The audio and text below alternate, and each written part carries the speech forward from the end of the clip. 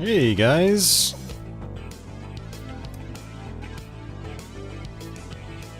How's it going? Haven't done one of these in a while. I'm glad I still have my templates. We've got some Virtual Cop music.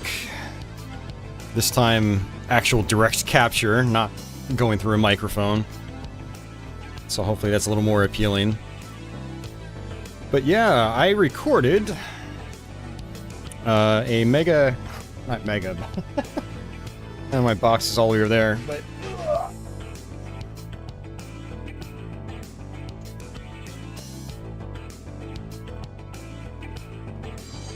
a Super NT unboxing video.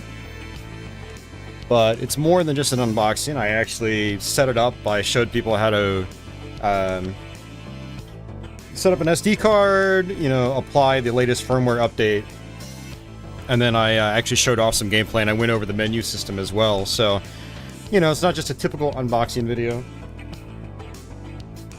So now I need to edit it together. It's, I think it took me about an hour to record. I mean, the video, I don't think it's going to be an hour long, so I'm going to chop a bunch of stuff out and skip through a bunch of stuff. But yeah.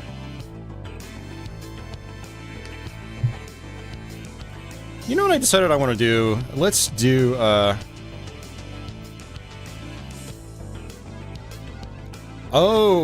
are you serious? Select? Oh, why isn't it labeled on the GUI? So I had the Super NT up earlier, Leo's talking in chat, and I couldn't get back to the game from when I went to like the settings. Like settings pop up, you can see the game in the background still running, but I couldn't get back to the game. It turns out select takes you back. That is so weird, because on the Mega SG it says like press C to return to game. Like, why don't they have a label like that for the Super NT? I mean, it's the same hardware, right?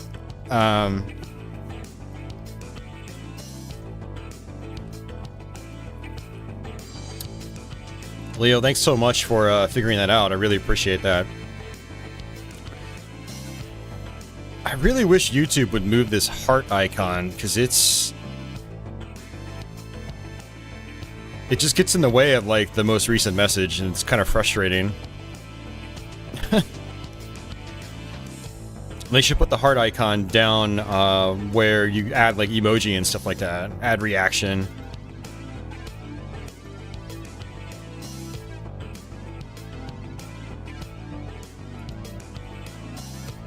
Okay,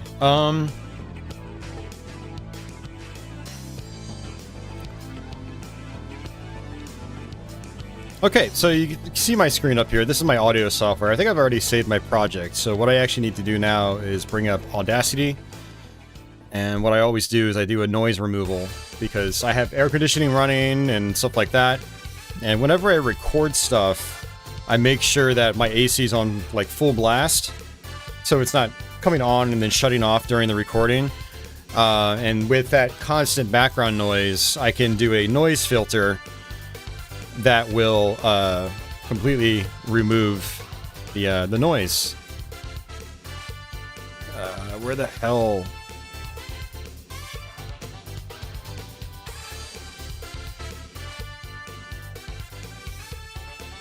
Dude, YouTube...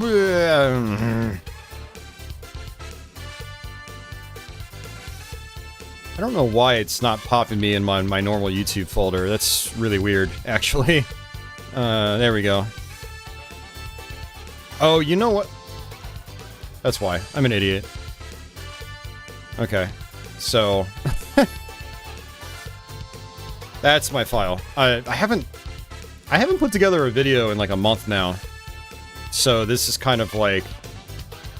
when you start doing this stuff regularly, it you know...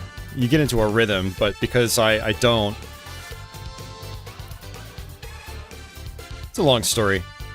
Alright, so basically what I'm going to do is...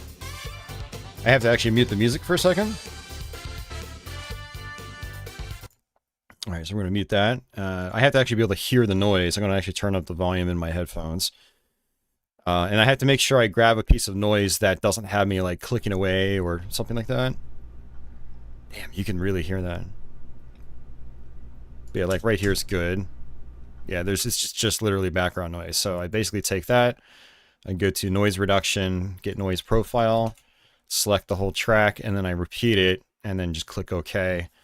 It's kind of an archaic process. A good friend of mine showed me how to do this in Audacity in like 2008, and I've just been doing it ever since. There are noise gate plugins, but they don't do as good of a job as opposed to like, see, what this does, it kind of detects the noise frequency and then it like cuts that frequency out across the entire track. So you get a nice clean noise gate basically, or noise removal. Technically not a noise gate because it's not active, but it's great.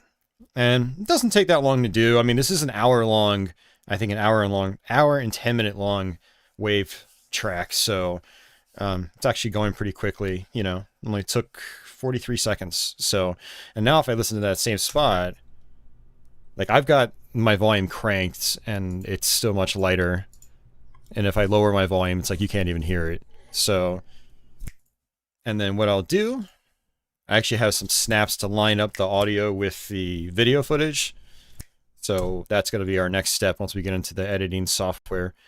Let's just export audio. We take it to my voiceovers folder, and then this shouldn't take that long either. It actually takes a lot less time to export than it does to do the noise removal itself. Leo says another thing that seems foreign to him, now that the update wiped out his Super NT settings, is why is the default button that you use to confirm your choices? Yeah, I noticed that too. Wasn't it a different button another time? It's been, obviously, you know, it's been several years since I owned my last Super NT in music. A Virtual Cop soundtrack is really good for stuff like this. It's really chill. And I still use Vegas Pro. An old version now. I haven't upgraded in a long time.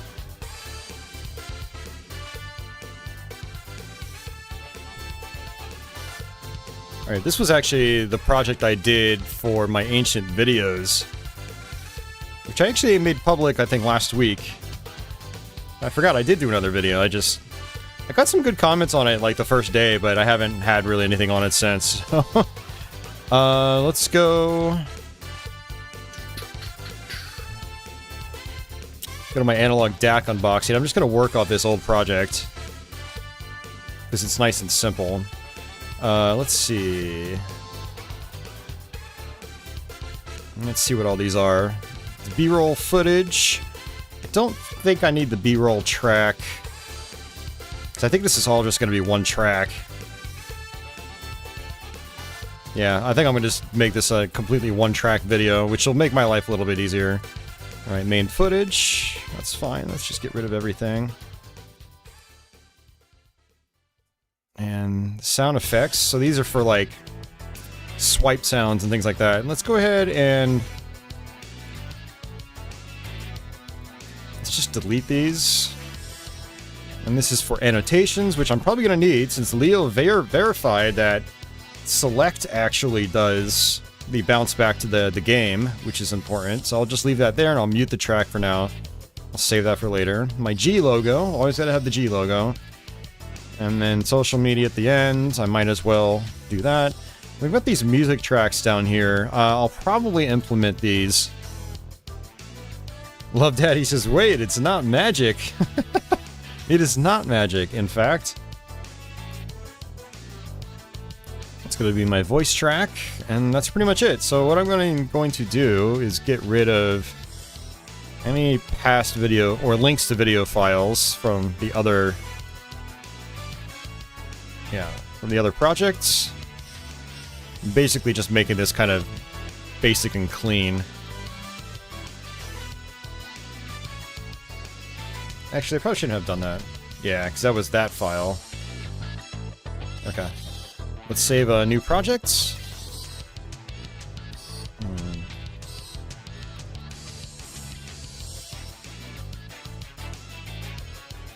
Much like Wi-Fi. Well, Wi-Fi's not magic either. Feels like it.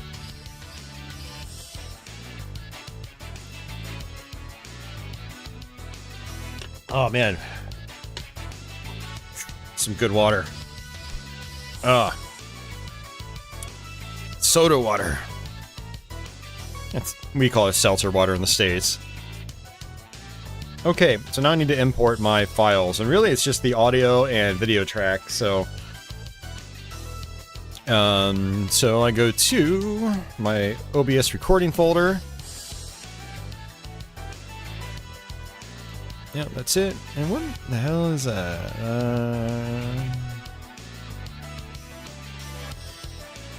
713. I'm not gonna worry about that.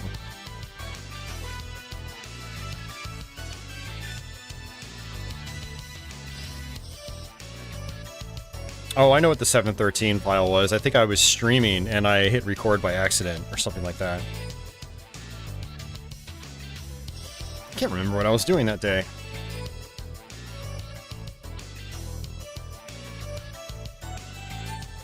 Love Daddy's an IT guy too. Nice.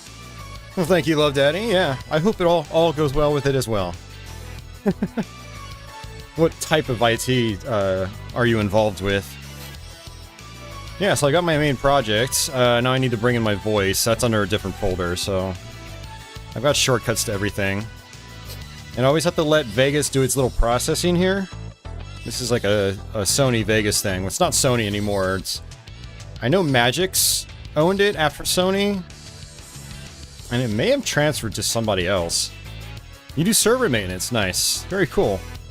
I'm in the cybersecurity ends. I work in a SOC operations center. But it's all IT. All falls under the IT umbrella. Glorified CCNA. I did a lot of help desk before cyber. I kind of like weaseled my way into cyber from the help desk.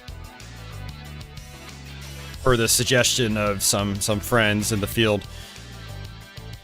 Alright, so here's our main footage. And then I have to actually...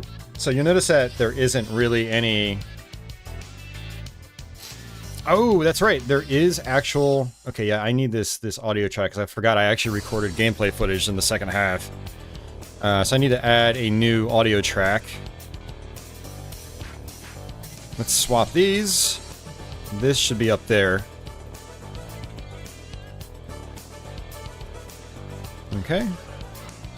And always Control S. You always want to be saving these projects. Let's move that back, get these cables behind.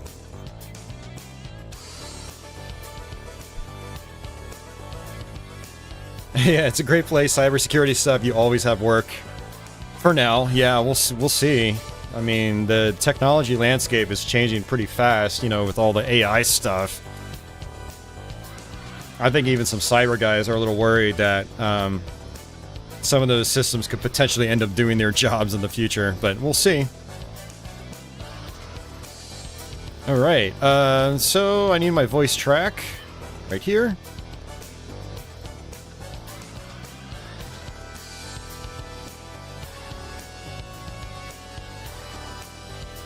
Alright, and what I'm going to do is actually turn down Virtue Cop a little bit.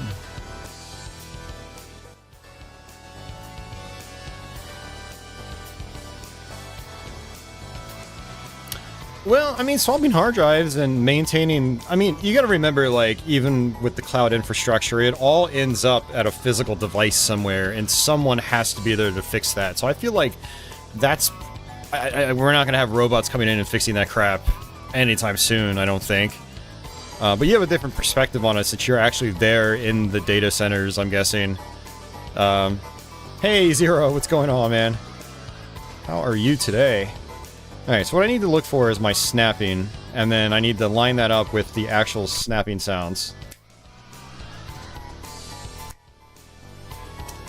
So let's see if we can scrub through this.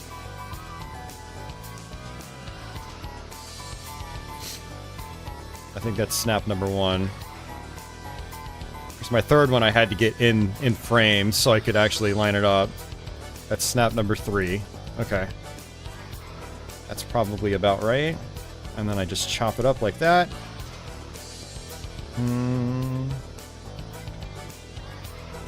make a marker, because Vegas will actually snap the footage to the marker automatically, so it just makes my life a little bit easier. And then I can chop that, and then basically the video and voice are now lined up. So it's a Wild West kind of world, yeah. I totally get it.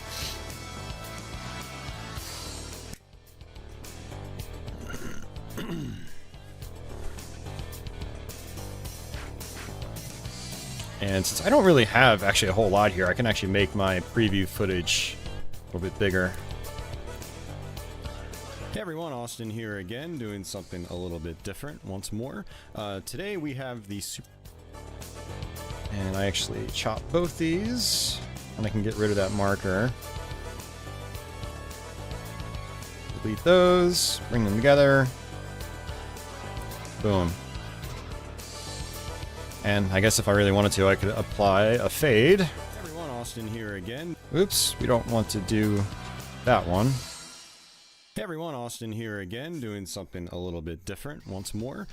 Today we have the Super NT. I actually just got this in the mail. I had pre-ordered it about a year ago, and it finally arrived. It took a long time, but it is here, and much like some of the other analog products I've gotten in recent times, I'm going to unbox it. However, unlike those videos, this is going to be more than just an unboxing. What I want to do is actually apply the Jailbreak firmware to this device, which allows me to load ROMs onto an SD card, and so I don't have to use a flash card. And that's such a great tool for streaming and recording and stuff like that. And yeah, so we're going to do that, and I'm going to show you what you need to do in order to, say, format your SD card, where to get the jailbreak, how to update the console, things like that.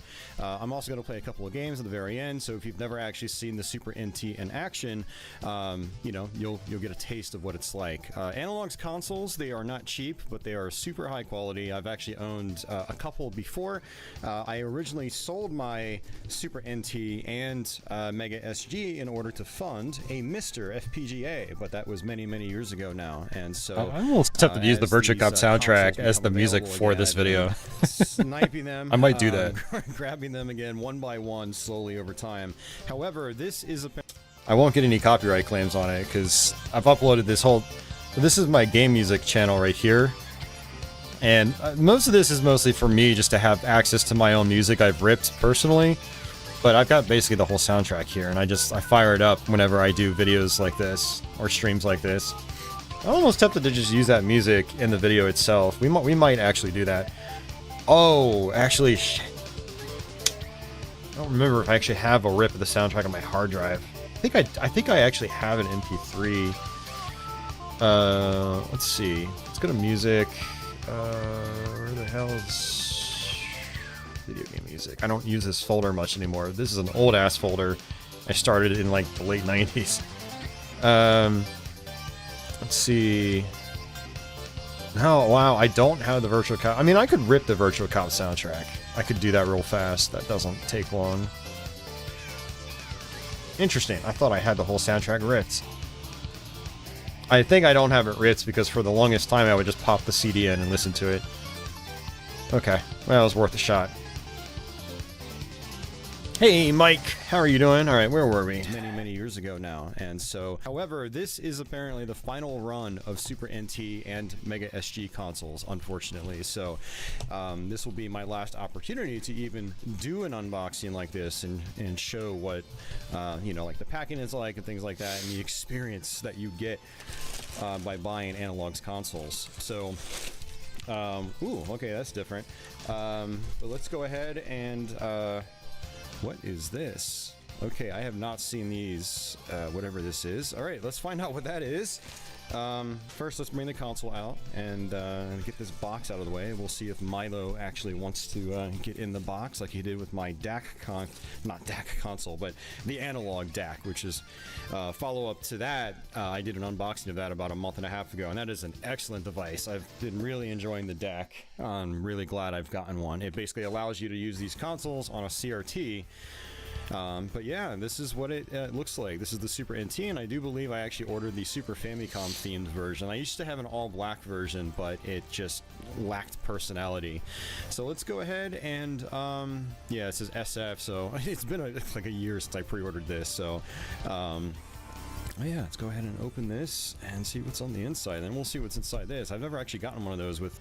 Yeah, so for you guys hanging out with me tonight, basically, we're here to like just kind of shoot the shit, but also you kind of get a behind-the-scenes look at the video I recorded today, so maybe you're not going to end up wanting to watch the actual one when it's done and it's uploaded, but it's just kind of like a channel backer perk, I think. It's just kind of fun being able to have you guys like participate in streams like these. It's just good fun. Leo says, I wonder how Analog will revisit the SNES down the road. I can't imagine that they're truly done, even with the Super NT discontinued. If Analog continues to exist and hopefully thrive. Yeah. It's a weird one, Leo. Maybe though, I'm kind of hoping like they end up going with like a bigger FPGA in the future and just having multiple cores under one console. Like do a Super Nintendo, NES, and Genesis. Then all the extra cartridge slots, though. I mean, you could kind of do like what Hyperkin does with their consoles, you know, like the Retron 5, but have it be FPGA. That could be really appealing to people, I think. Yeah, it would be really expensive, but I think people would be willing to shell out the money, even if they already own these devices separately.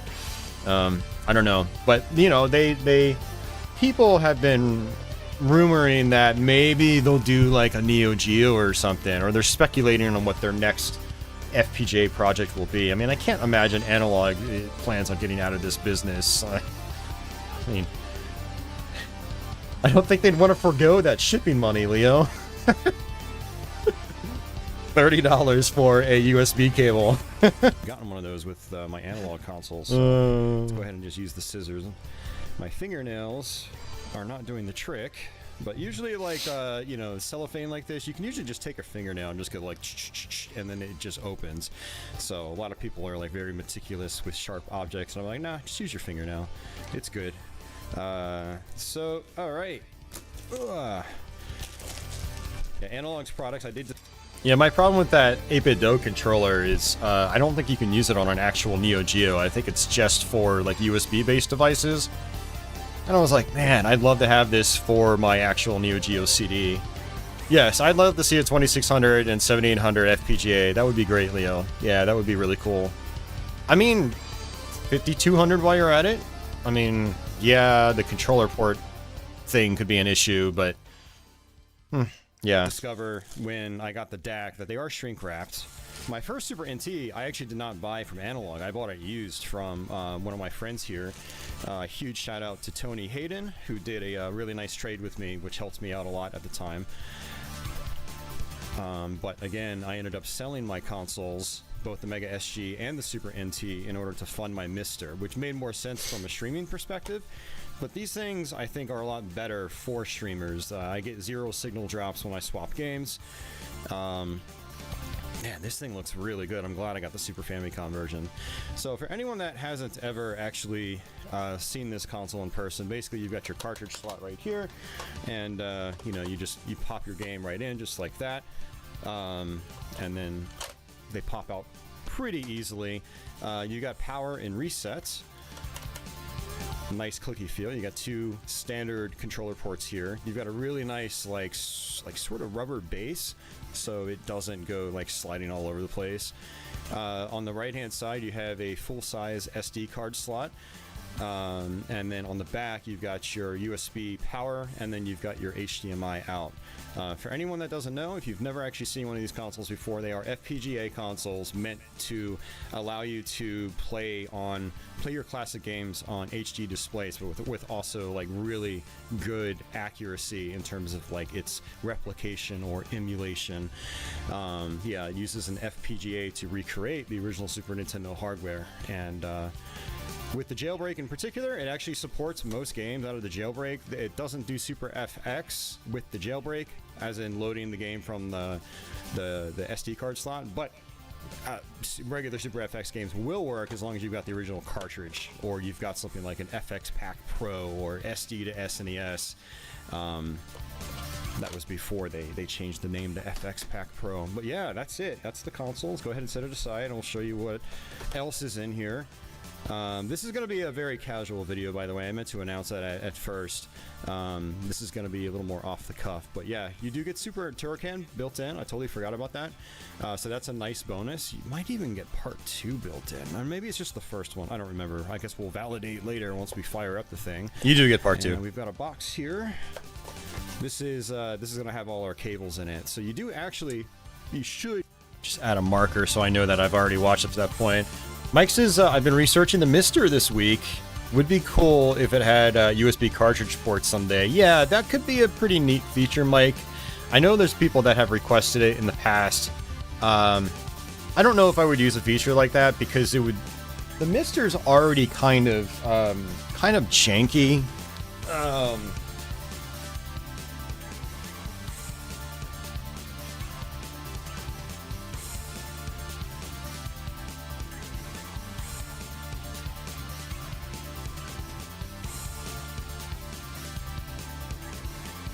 See.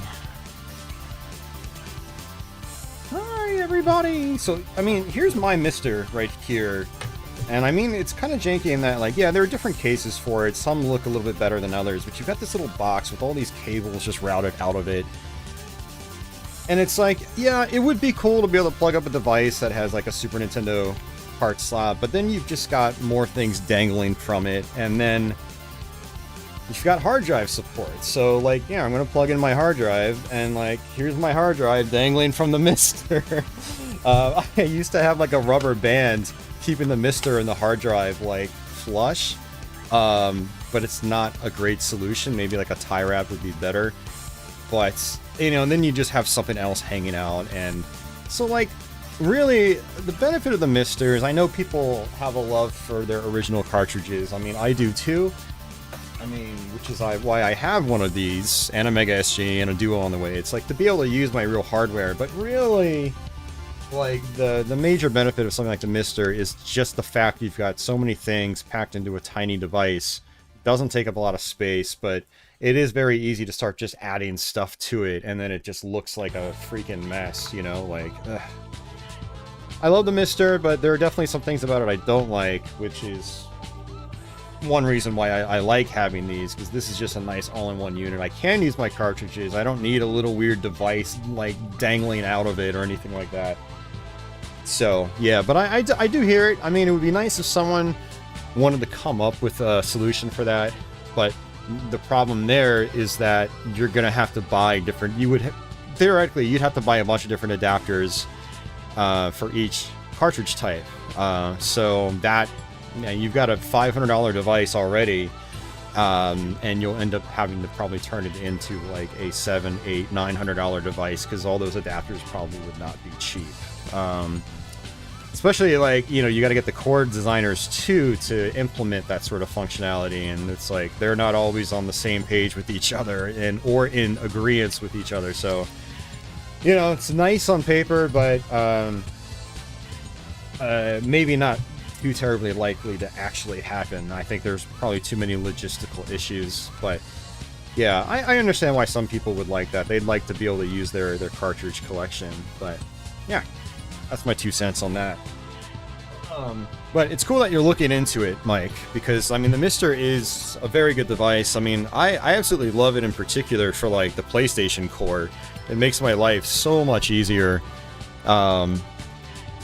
Yeah, it makes my life way, way easier, as opposed to using, like, real PlayStation hardware. So, but alright, let's continue on here. Getting close to the end of the actual unboxing part. So you should get a power brick, unlike with the DAC that I unboxed a little while ago. So here's our HDMI cable. I really like the analog HDMI cables. They just feel... The connector end feels very sturdy, which is nice. So... And then we've got the USB cable, which that's how you power the console. And then, of course, at the end, we get our little power brick, our little tiny power brick. And these power bricks are analog embroidered. They have their branding on them. So, and there you go. So, very cool. So I don't think there's anything else in here. That's pretty much it. So I'm gonna pack this stuff back up. Okay, so Leo, you don't need a power brick with the DAC. So there's actually a pass-through port. So what ends up happening is you use a USB cable to route the console to the DAC, and then you use the power brick and the second USB cable to actually power both consoles at the same time. That's how it's meant to work. I was flabbergasted by that at first too. I was like, what? No brick? But it turns out you're supposed to daisy chain them together, and that's how you power the DAC and the console at the same time. So.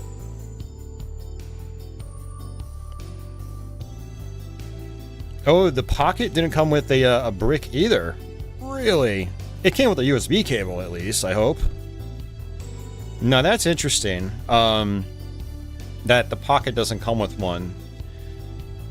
I mean, at least in terms of the DAC, it makes more sense, because you're going to daisy chain them together anyway, so you don't need a second brick, basically. I actually got a third-party brick, and I used that.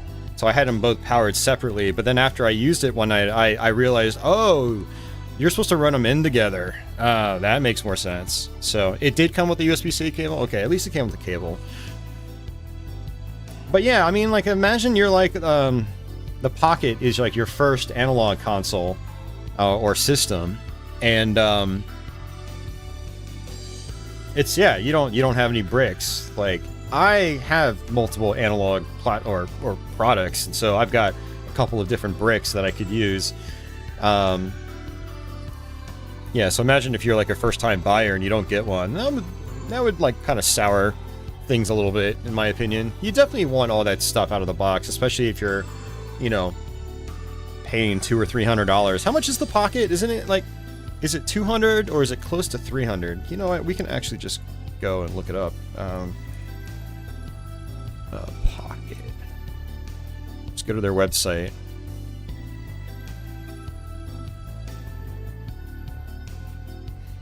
Oh, and while we're at it, I'm actually curious if duos are still... Holy crap, you can still pre-order duos. Why have they not just, like, completely sold out? Unless they're just gonna take as many pre-orders as they can and then manufacture them. Maybe they're basing the manufacturing off just how many pre-orders they get. So, $220. Okay. The dock is only $99? Okay, for some reason I thought the dock was a lot more than that. Trust me, a few months ago I was actually tempted to pre-order one of these, but I know I'm not going to use it. I'm not going to use it. Like, it looks sleek and sexy, but it's just not gonna... It's not, it wouldn't be a good investment. There's other things I could put my money into that would probably be a better buy for me right now. I'd have a $300 device that just kind of sits. Because I would definitely buy the dock with it. Okay. Mike says he finally found his 3DS XL power supply this morning. It's been lost for a couple of months. It was behind his dresser. Don't you hate when that happens? That happened to my copy of PlayStation, Japanese PlayStation Doom. It went MIA for several months, and then I just happened to, like, move one of my pieces of furniture, and I was like, oh, there it is.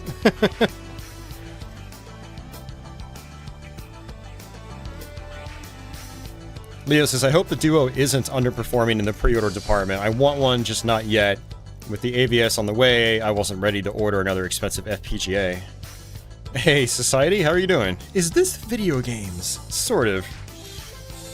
This stuff back up. And leave out the stuff I need. And I think I'm going to actually just chop this part out. So I don't think there's anything else in here. That's pretty much it. So I'm going to pack this stuff back up. And...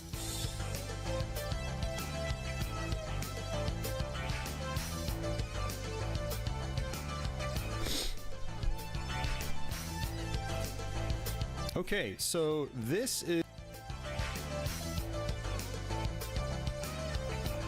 Pack this stuff back up. And leave out the stuff I need.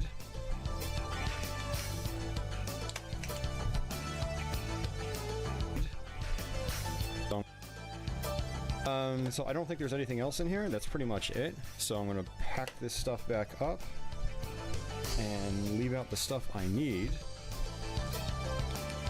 So very cool. So alright, I think that's actually a good place to transition.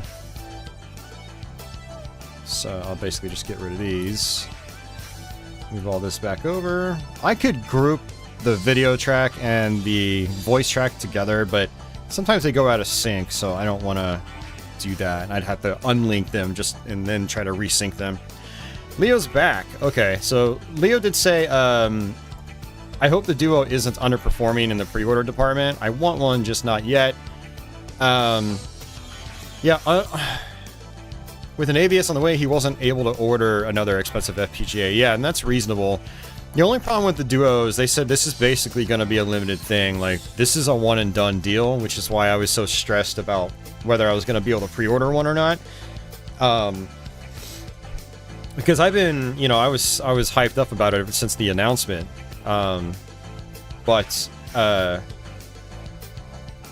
Yeah, so... I mean, if you're able to jump on it, Leo, before they stop pre-orders, it would definitely be wise, I think, because I think it's going to be a great value, especially if there's a good jailbreak for it. But we shall see. Cool. Cool. Right, get rid of that audio nonsense. Very cool. All right, and so what I'm going to do is bring this over. We're basically going to do like a quick transition. Oh, I need to bring both. Otherwise, none of this stuff will be lined up. Gotta watch out for that. Usually a 25-second transition will be good. And then this audio. Okay. Very cool.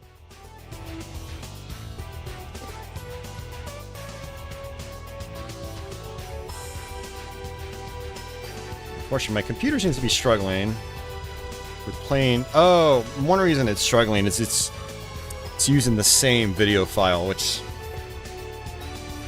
doesn't like that. Okay, so this is actually very new to me. Okay, so shit.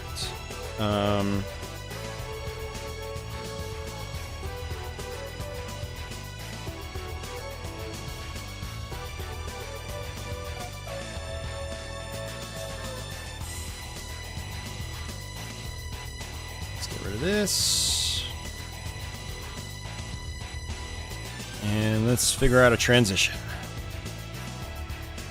I think I'm just going to use pushing on all these. So let's push right.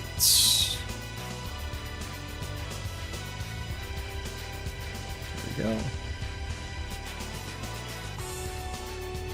Yeah, so unfortunately my video preview it's going to be real choppy, and this is just what I have to live with sometimes. It probably doesn't help that I am... Well, actually, it doesn't really matter. We're only using 1.6% of my CPU with just streaming, on the streaming end. Actually, I'm kind of curious now. Check out our performance right now. It's only 10% of my GPU. It's only 12% of my CPU overall. Let me actually hit play and see where it goes. Okay, so this is actually very new to me. I've never actually gotten one of these in my analog packaging, so let's actually open this up. It's averaging, it's only using 10 gigs of RAM out of 64. It's only using, it bounced up to 28% CPU, and then it bounced back down to 19%. So between the stream rendering and then the actual editing software, and hell, Chrome's up running and, you know, watching video, it's only using like 20% of my CPU. Maybe 25 on average. It's just crazy, man. I think I do need more updated video editing software, though, because it's just not taking advantage of my extra cores. And so I get like really choppy screen transitions like this. Okay, so that wasn't that bad that time. Very new to me. And then what I need to do is I do have the sound effects, so I don't have any in place just yet. But every time you do like a push or a transition, you want to add a sound to it. It makes it just click with the viewer a little bit better. It's fun. So I think what I'm gonna do is just use the tried and true comical swipe. Okay, so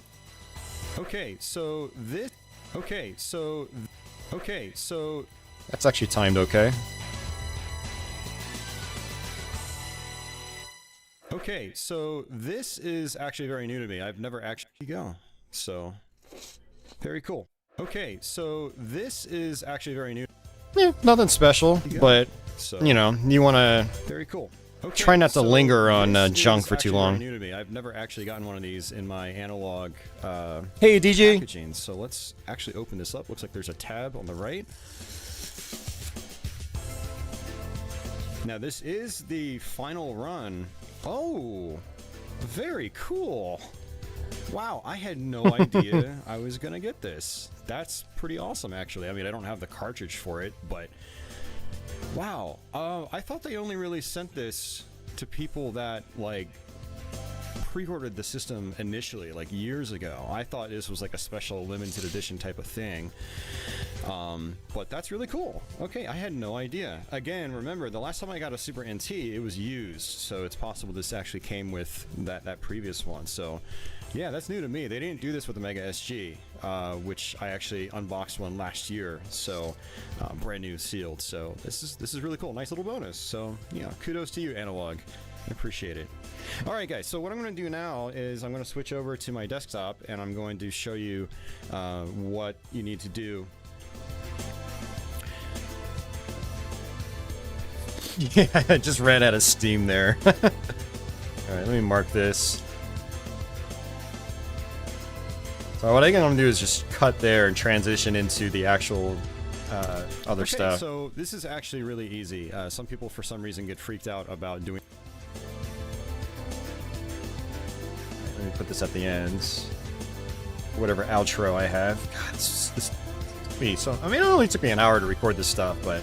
Alright guys, so what I'm going to do now... Okay, so this is actually really easy. Some people for some reason get freaked out about doing firmware updates and stuff like that, but with... Okay, so this...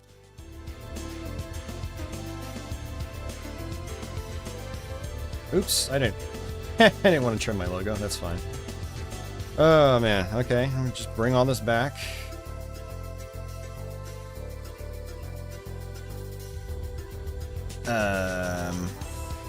Wait, what the hell? Oh no, I did something very wrong.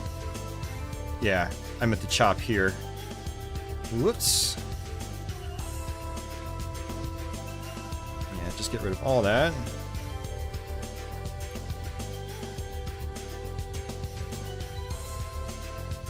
Jaded. Okay, so jaded. Alright, and then get rid of that voice. Like, you want to get rid of, like, the, you know, weird, like, breath sounds like that. It just, I've never enjoyed that stuff in videos. So I try to, like, you know, you're not going to really get rid of all of it, especially if, like, you're constantly talking. But in transitions where there's a big break, you can always chop it out. So, Society says, it sucks when you ruin a workflow. Yeah, it does. Thankfully, this isn't too complicated, so it's really not that bad. Okay, let's see how this works. Okay, so this is actually really easy. I appreciate it. Okay, so this is actually... I just need the sound effect. If I just copy that one, I'm just going to use the same swipe sound for all of them. And I think I can just do it like that. Let's see. Appreciate it. Okay, so this... Appreciate it. Okay, so this is I have to raise the volume on the swipe sound. Let's see. Appreciate it. Okay, so this is okay, so this is actually really easy. Some people for some reason get freaked. Very cool. Okay, so this is actually very... I appreciate it. Okay, so this is actually really easy. Some people for some reason get freaked out about doing... Yeah, if this was like an unboxing video I did like 10 years ago, I would just not have cut any of this stuff up. And so, you know, being able to find a good start and stop to different sections of the video is very helpful for the flow and keeping people interested. I mean, it's not really a particularly interesting video, but Yeah, it's better than me just sitting there rambling and just showing off the console, but I actually go into way more detail about it in this video, which is cool. So we'll see what people... So this is actually really easy. Some people, for some reason, get freaked out about doing firmware updates and stuff like that. But with the analog consoles, it's actually very simple. Anybody can do it. If you've never done this before, first thing you're going to need is a SD card reader of some kind. I am on a Windows PC. FYI, I've never done this on a Mac, so I can't really help you there. But for PC owners, you'll need one of these. You'll also need, if you're like me using a micro SD card, you're going to need a SD card adapter. And then obviously the micro SD card itself. I'm actually using a 8GB card right here, and if you're trying to load the entire Super Nintendo library, it is under 6GB, so 8GB is way more than enough. Keep in mind that Jailbreak does not do special hacks like MSU1 patches, which is basically games that sort of replicate the Super Nintendo CD-ROM attachment. You can basically have CD soundtracks and full motion video and stuff like that. Those take up a ton of space, but this Jailbreak will not support that. There is no core for those. There's no functionality for that, so you only need a small SD card for this. So we're gonna just pop it in here, and this SD card actually this reader actually takes a lot of different formats, but you know, for most of these retro consoles and FPGA units, you're going to just be using standard SD cards. So, and we plug it in, and then we will switch over to my desktop recording.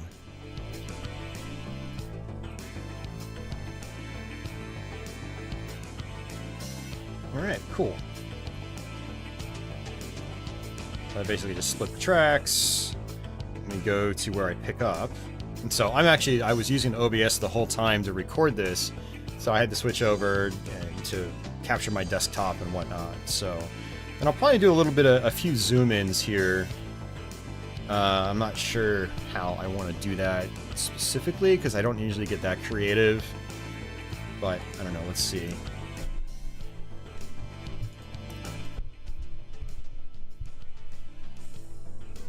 Alright guys, so we actually have the SD card in right now. I have two File Explorer windows up, one with all... Alright guys, so we actually have the SD card... Alright guys, so we actually have...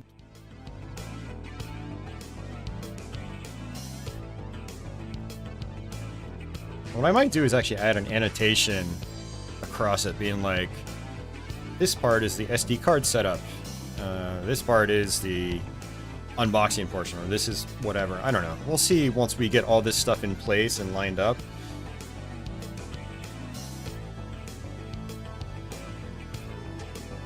So I'm going to... It's recording.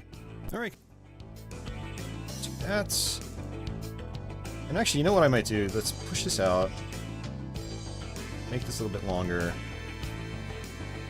I wanted about 24 milliseconds. Let's bring this in.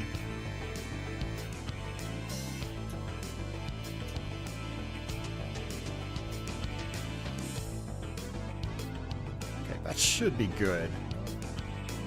And we need the swipe sound.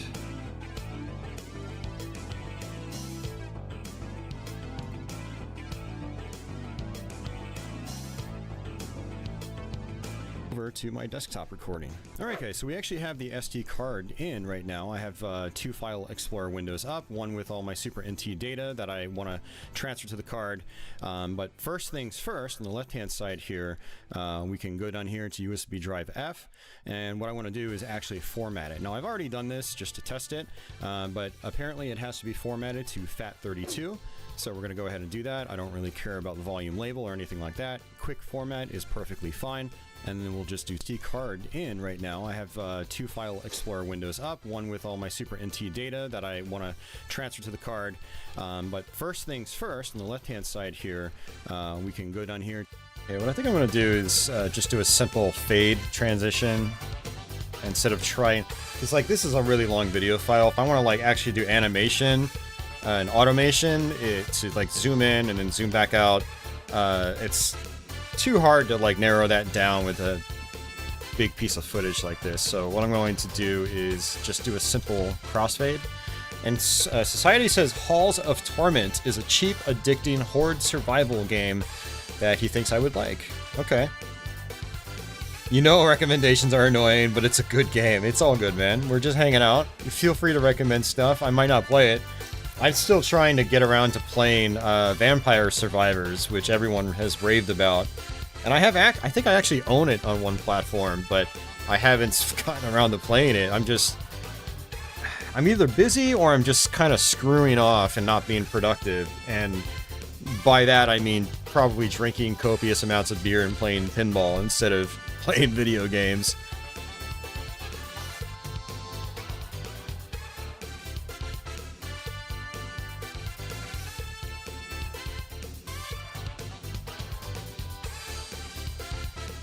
Have you played Vampire Survivors Society? I know a bunch of people on my stream have, but I'm not sure if you've touched it, if you can speak to its quality or not. Alright, so... Alright, okay, so we actually have the SD card in right now. I have two File Explorer windows up, one with all my Super NT data that I want to transfer to the card. But first things first, on the left-hand side here, we can go down here to USB drive F. This is, yes, it's really fun. Nice, nice. Alright, so I'm going to add a video track, and then bring that just above. Game footage, B-roll. It's not really B-roll, but whatever. Alright, I'm going to remove it from that audio group. I'm going to copy this footage, and I'm going to just bring it over here. We're basically just duplicating the footage. This is to get my little transition I want. So we're going to move it in.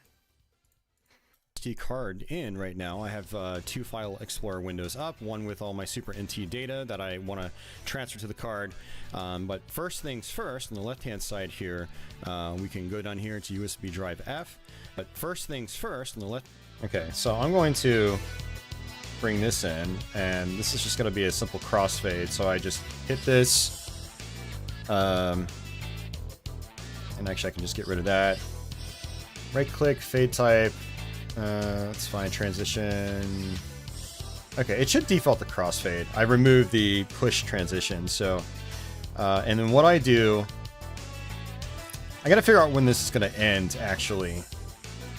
Because I need this base footage down here, and I'm gonna just chop the rest off from here. You know, I could probably just do that.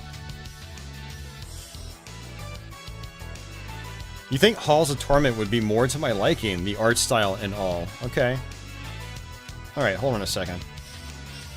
Halls of Torment game. It's on Steam.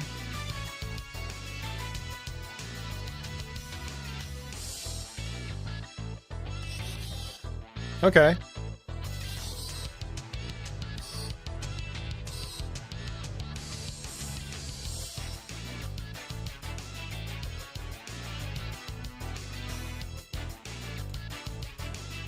Yeah, it looks pretty cool. I would definitely like to try it out. That would be pretty neat. And it looks like it's... Wow, it's only $5. Okay.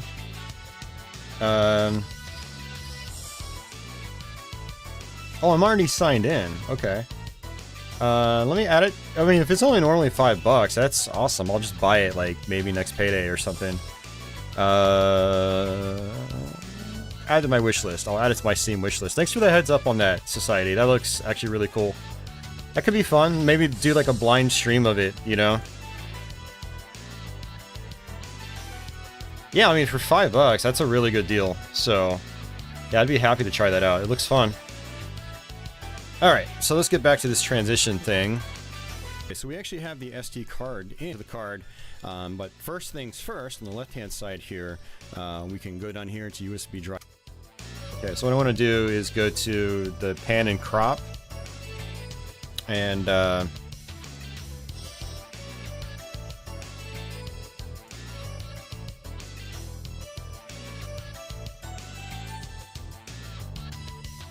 might have to zoom that in a little bit further, but let's just kind of see what it looks like. Now, this is going to look terrible, because this video editing suite does not really take advantage of multiple cores, so I have to actually lower the preview quality in order to get smooth footage. trying to make it look a little bit better. First things first, on the left-hand side here, we can go down here to USB drive F. And what I want to do is actually format it. Now, I've already done this just to test it, but apparently... Okay, see, this is exactly what I want. I want to just kind of... I want to get that zoomed in as much as possible without cropping, like, the windows. So let's do this.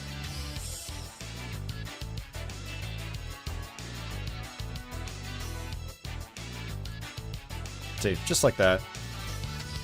First things first, on the left-hand side here, we can go down here to USB drive F. And what I want to do is actually format it. Now, I've already done this just to test it, but apparently it has to be formatted to FAT32. So we're going to go ahead and do that. I don't really care about the volume label or anything like that. Quick format is perfectly fine. And then we'll just do start. And we just click OK. Warning, it's going to erase all data on it. And again, it's a really low size card, so it does it almost instantly. So now we have basically a fresh, a card for our Super NT data.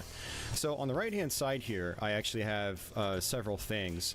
First, what I'm going to do is actually just copy over these. A fresh, card.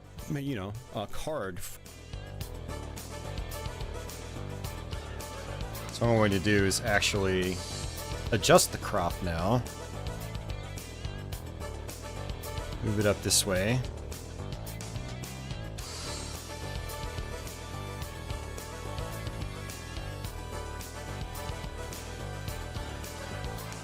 And then transition it.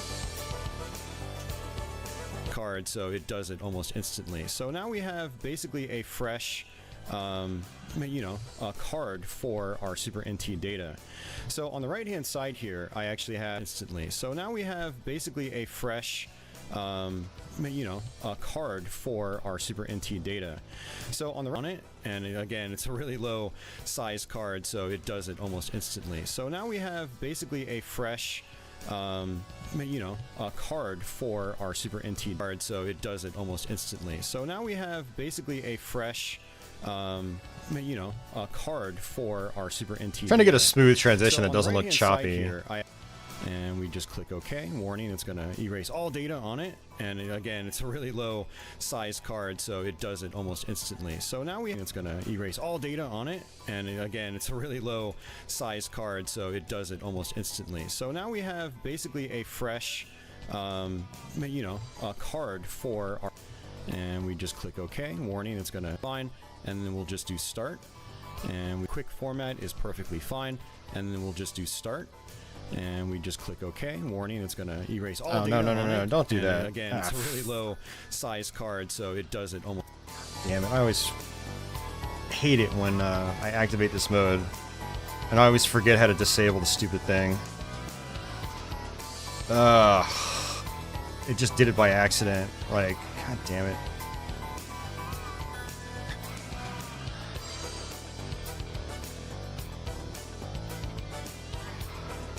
Reminds you of the helicopter missions from Pilot Wings. It never used to work. Hind Strike. Yeah, I've never even heard of that before. Alright,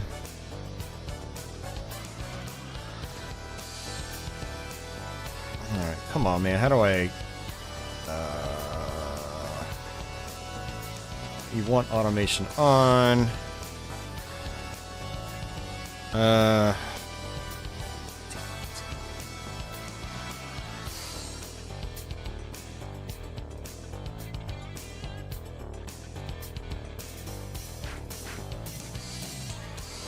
I never know why this happens. There's some stupid shortcut that I activated by accident, and I don't know how to fix it.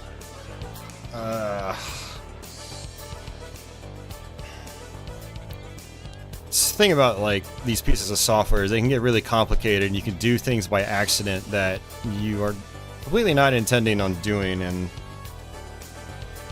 actually getting rid of them is troublesome. And like Control Z isn't doing it.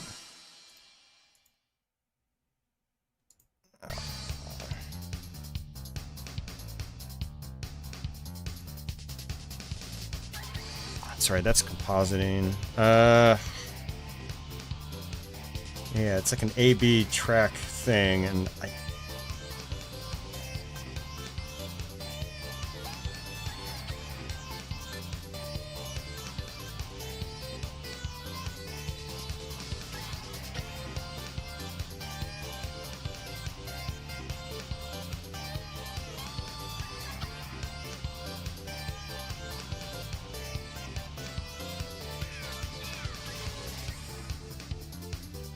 I've gotten out of this before.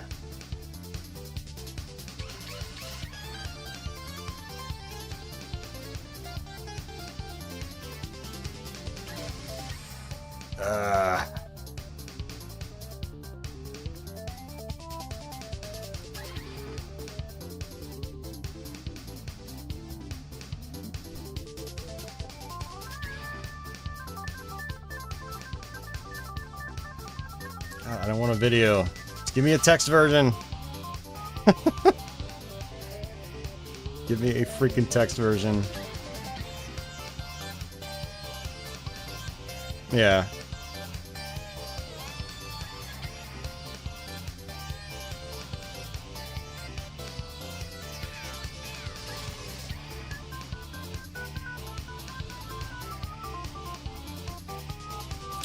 Vegas goes into this mode when you double-click the end of a track as if you were resizing it, but instead you double-clicked. Yeah, because like it moved the screen and I clicked again and it just, you just double-click it again and that's it? You gotta be kidding me. Oh my god. What a pain in the ass. Thank God for Google.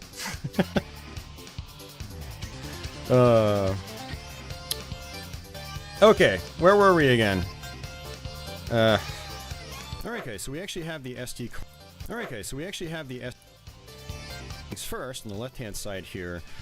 We can go down here to USB drive F, and what I want to do is actually format it. Now, I've already done this just to test it, but apparently it has to be formatted to FAT32.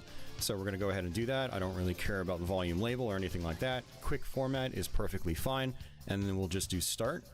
And we just click OK. Warning, it's going to erase 32. So I guess maybe I'll just transition here somewhere. About 2 seconds. Adjust this crop.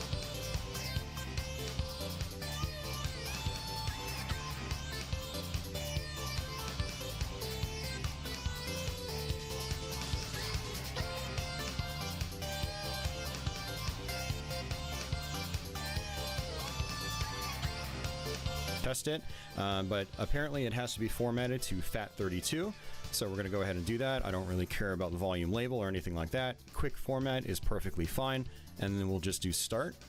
And we just click OK. Warning, it's going to erase all data on it. And again, it's a really low size card, so it does it almost instantly. So now we have basically a fresh a card for our Super NT data.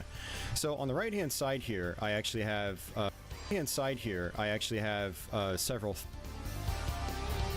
Okay, so we're going to do another transition here and focus on the footage on the right. This is all really simple stuff, but it's effective, you know, when people are watching, and you know, helps their focus, you know. So for NT data. So on the right hand side here, I actually have several things. First, what I'm going to do is actually just copy over these. And I just realized my keyboard is in, it's not in front of me. I can't access it because it was getting in the way of my capture. But basically, we're going to need these folders here: SPC, system, pattern, font, BIOS. And then we need the Super NT firmware, which I'm going to copy over. Now, for anybody wondering, and I just realized my keyboard is copy over these. And I just realized my keyboard is in, it's not in front of me. I can't access it because it was getting in the way of my capture. But basically, we're going to need these folders here. Okay, so that, we're going to just transition back to another pan and crop instance. So actually, what you guys aren't seeing, but basically there's this window you can edit. But yeah, every time like nothing looks like it's happening on screen, I'm on the second monitor, which I wish I could capture. I mean, I technically could, but it would get become a cluster real fast. So we're going to go ahead and zoom back out to this.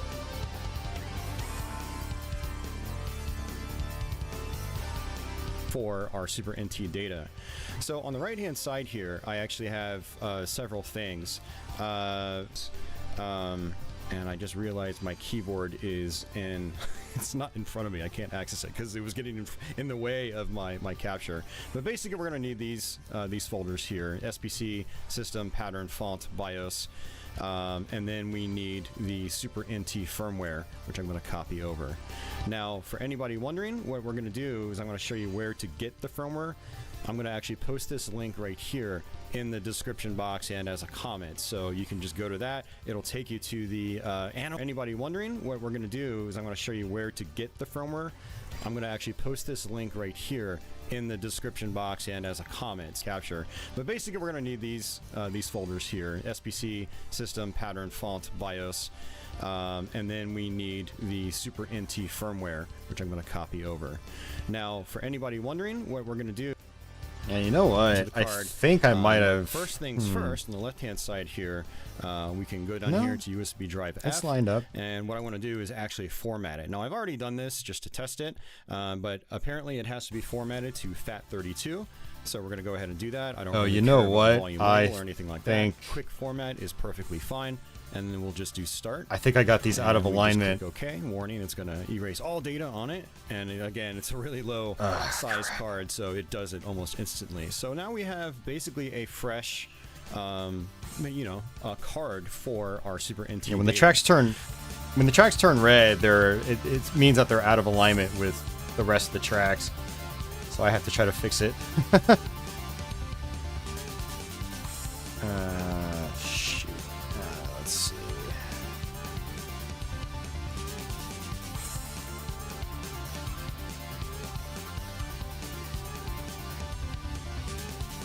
Oh, I'm totally screwing this up. Oh no, this is not good.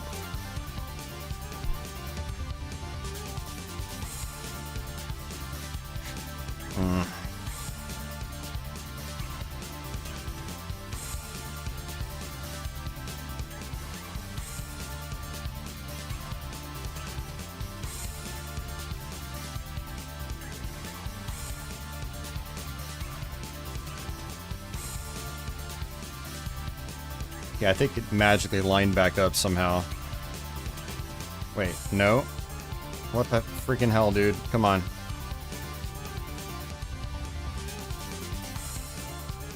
To test it, but apparently it has to be formatted to FAT32. So we're going to go ahead and do that. I don't really care about the volume label or anything like that. Quick format is perfectly fine. And then we'll just do start. And we just click OK. Warning, it's going to erase all data on it. And again, it's a really low size card, so it does it almost instantly. So now we have basically a fresh, a card for our Super NT data. So on the right-hand side here, I actually have several things. First, what I'm going to do is actually just copy over these. And I just realized my keyboard is in. It's not in front I have to do this all over again. God damn it. But apparently it I has totally to be screwed up. to FAT32. So we're going to go ahead and do that. I don't really care about the volume label or anything like that. Quick format is perfectly fine. And then we'll just do start. And we just click OK. Warning, it's going to erase all data on it. And again, it's a really low size card, so it does it almost instantly. So now we have basically a fresh, a card for our Super NT data. So on the right-hand side here, I actually have, but apparently it has to be NT data. So on the right-hand side here, I actually.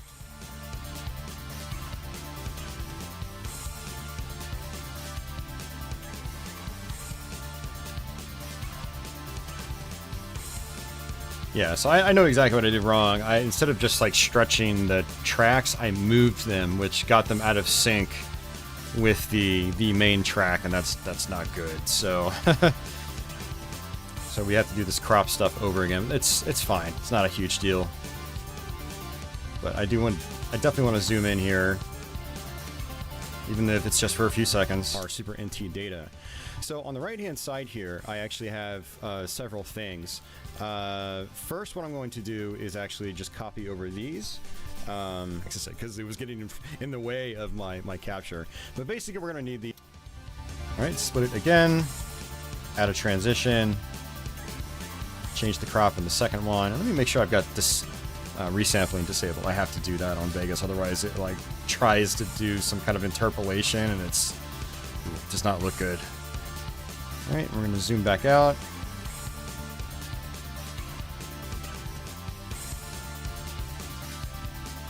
Access it because it was getting in the way of my capture. But basically, we're going to need these folders here: SPC, System, Pattern, Font, BIOS, and then we need the Super NT firmware, which I'm going to copy over. Now, for anybody wondering, what we're going to do is I'm going to show you where to get the firmware. I'm going to actually post this link right here in the description. Anybody wondering, what we're going to do is I'm going to show you where to get the firmware. I'm going to actually post this link right here in the description box and as I'm going to copy over. Now, for anybody wondering, what we're going to do is I'm going to show you where to get the firmware. I'm going to actually post this link right here in the description box and as a comment, so you can just... Leo says Heinstrike still does not work. Yeah, that's really strange. I mean, maybe there's some kind of copy protection detection in the game. I don't know. I'm not sure how that stuff really works, but...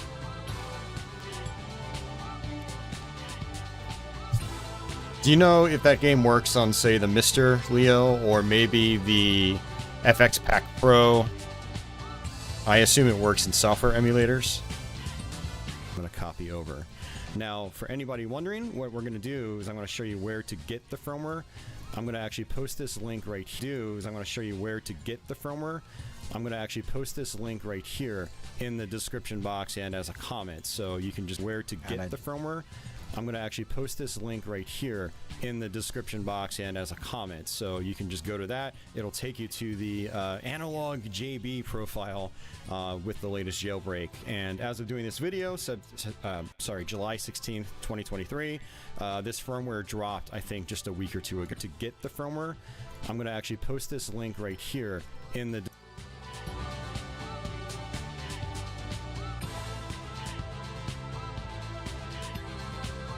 It works on the FX Pack Pro. The person that gave you the ROM uses it there. SNES 9X, you've played it there, and the Analog Pocket SNES core, which you think is a Mr. port. Okay, that's interesting. So it works on all those devices, but not the Super NT jailbreak.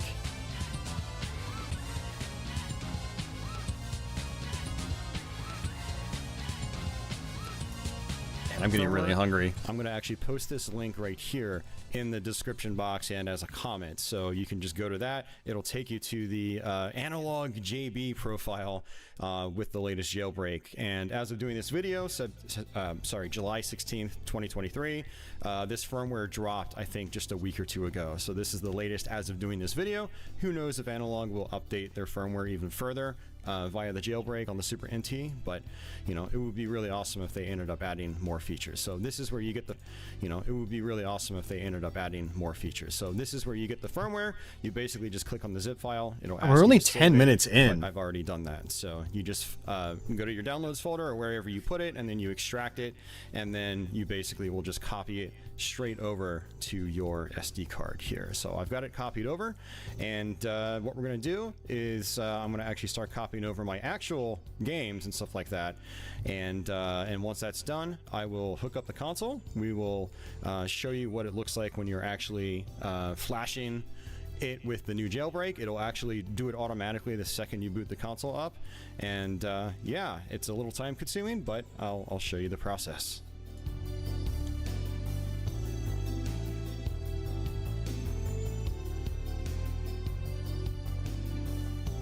Alright guys, so I am like ridiculously hungry right now. Let me step away for just a quick minute. I'm gonna grab like, I think I've got a granola bar or something I can grab.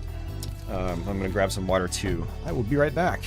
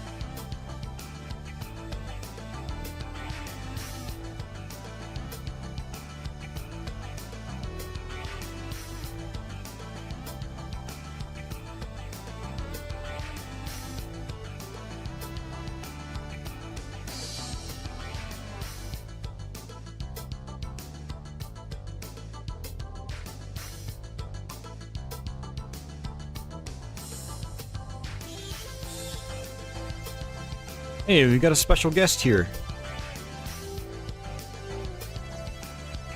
Hey, buddy.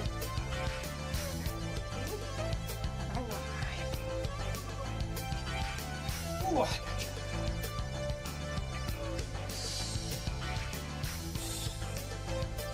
It's Mino!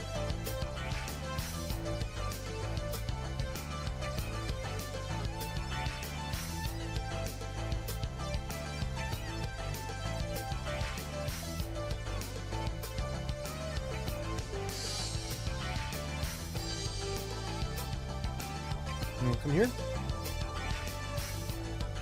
There you go. Come on. Move my phone. There you go. Oh, hey, bud. You're blocking my chat now. Can't see my chat. But I can see my cat.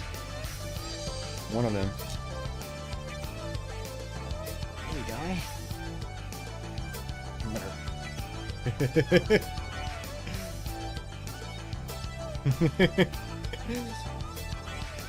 Hey, Vince.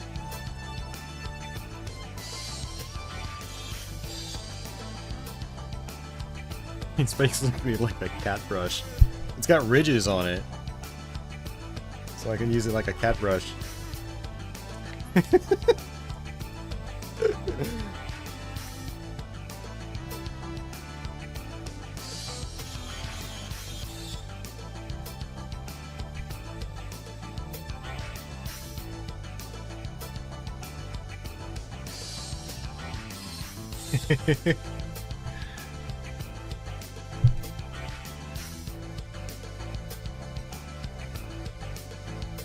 He's purring.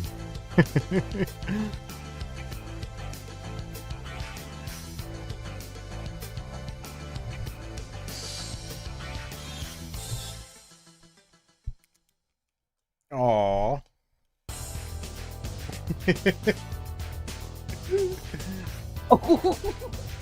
What was that? What was that? He's poking me. He's poking me. Hi, you. Handsome man.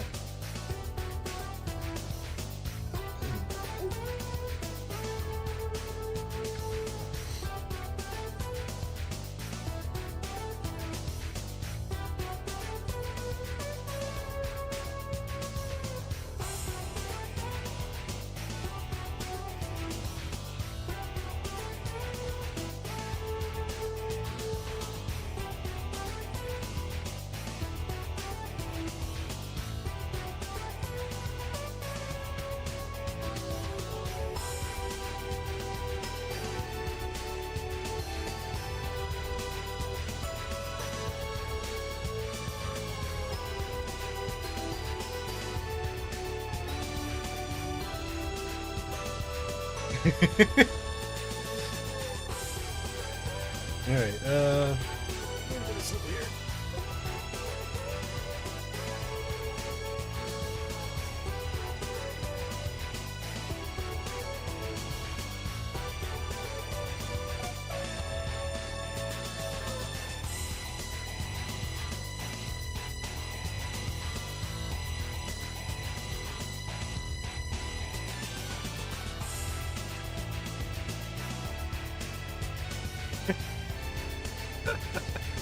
Alright, let's get back to work here.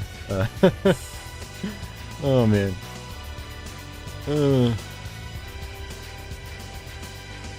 He's an awesome cat.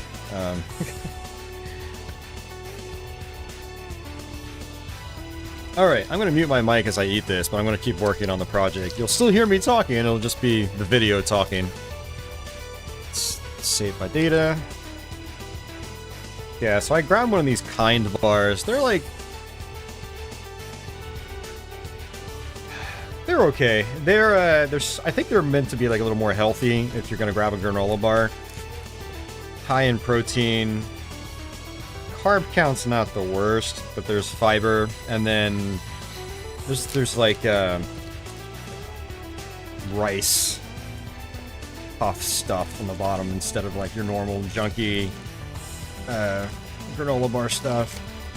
All right. Yeah, welcome back, Vince. Good to see you, man. We're just working on a video I recorded today.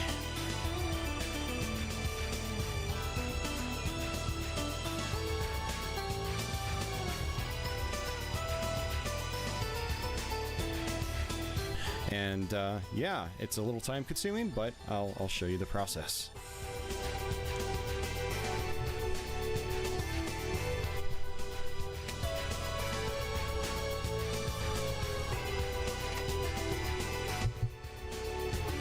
Alright, so here we have the console. My data is actually finished transferring off the card, or onto the card. I wanted to actually mention at the end of this video, we're going to actually be demoing a couple of games here. I picked out 3 that are actually very quick to get into, so I don't have to do a lot of cutting or waiting. But we got Super Mario World here, Super R-Type, which a lot of people don't like, but it's one of my favorites on the system, and then good old classic Star Fox. So we will actually try some of these once we're done with firing up the console. But first things first, now that we've got our SD card finished, we need to actually take it and insert it into the console. It goes right side up. And remember, this actually uses full-size SD cards. So if you're going to use a mini or micro SD card, you need to actually put them in an adapter like this. So just plug it all the way in. It actually doesn't go all the way in, so a little bit of it will stick out, as you can see. Not a big deal. It actually doesn't really stick out like a sore thumb. I've never really minded it, but it actually makes it easier to pop out too. You know, none of that clicky nonsense where you have to push it in and it just flies out if you don't catch it in time, or you don't have to like pick it with your fingernail. Which the new Jailbreak, it'll actually do it automatically the second you boot the console up, and yeah, it's a little.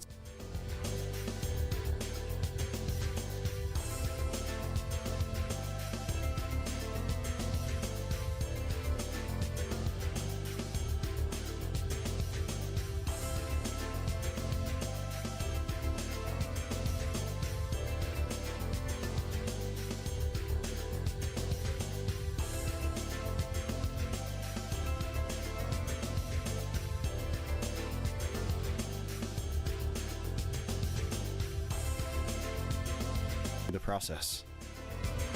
Alright, so here we have the console. My data is actually finished transferring off the card, or onto the card. I wanted to actually mention at the end of this video, we're going to actually be demoing a couple of games here. I picked out 3 that are actually very quick.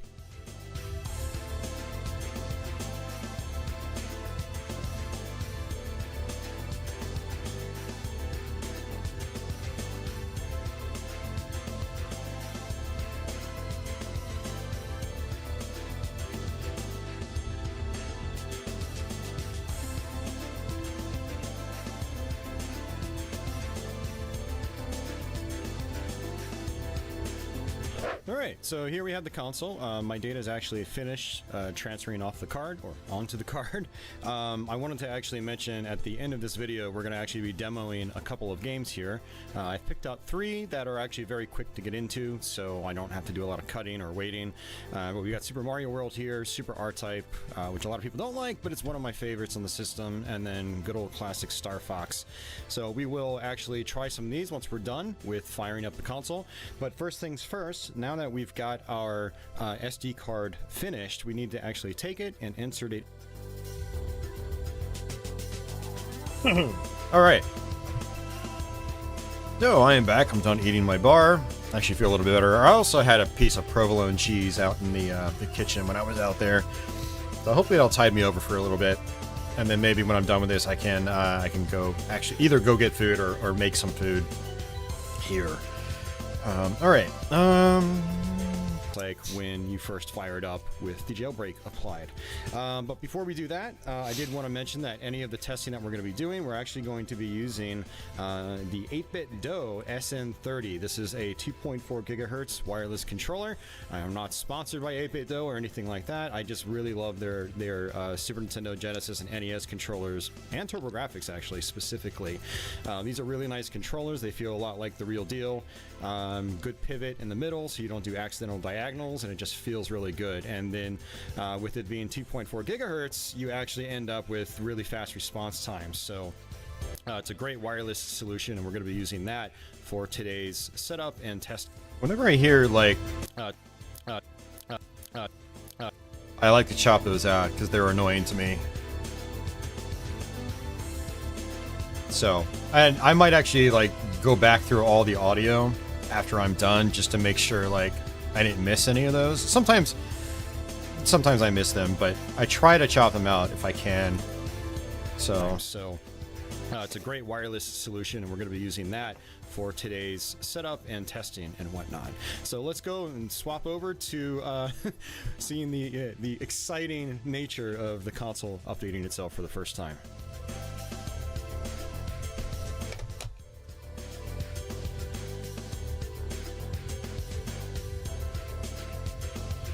Alright, so I actually I was just using one camera throughout all this. I had to adjust its angle. There we go. Alright guys, so all we need to do is just... Speaking of the clack, I heard it right here. Alright guys. Alright guys.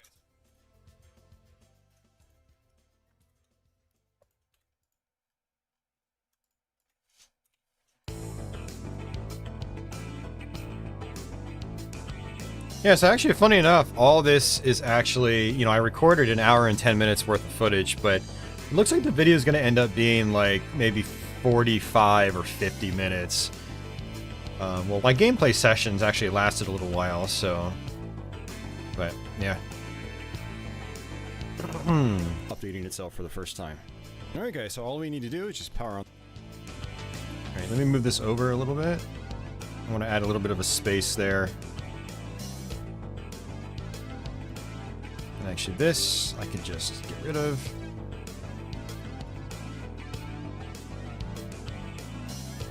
Alright guys, so all we need to do is just power on the console.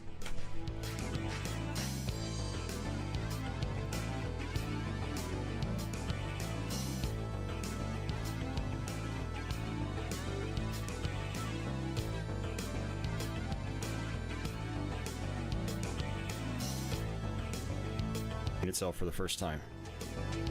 Alright guys, so all we need to do is just power on the console. Lights coming on. Gotta get that sound effect in there.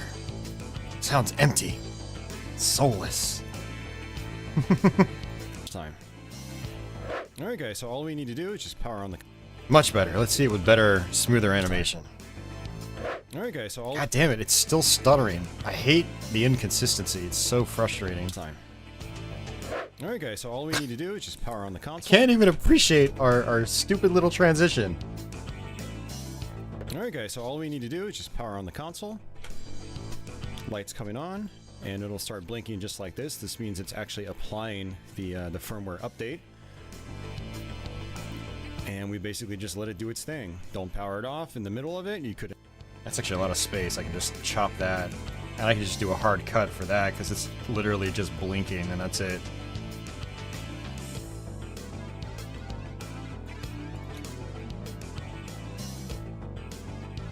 Blinking just like this. This means it's actually applying the firmware update. And we basically just let it do its thing. Don't power it off in the middle of it. You could end up bricking your console. This goes for any firmware update, not just the jailbreak.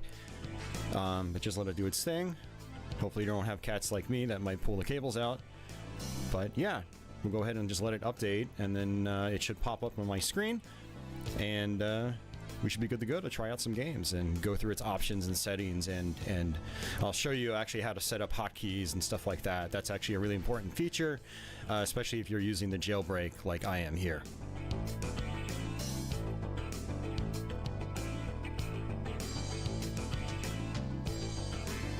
Okay, this is actually where things are going to get more interesting, because now I'm going to have 2 sets of footage to work with.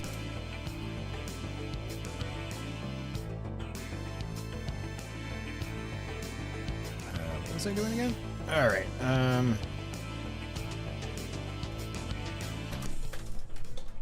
yeah, now this is where I changed my camera angle again. I started talking, and then I realized the crop was completely screwed, so I had to redo it. Let's see. Alright, folks, as you can see, we actually have... Alright, folks, as you can see, we've got a picture, which is good. It's a good sign. You can tell your firmware is actually done doing... Alright, folks, as you can see...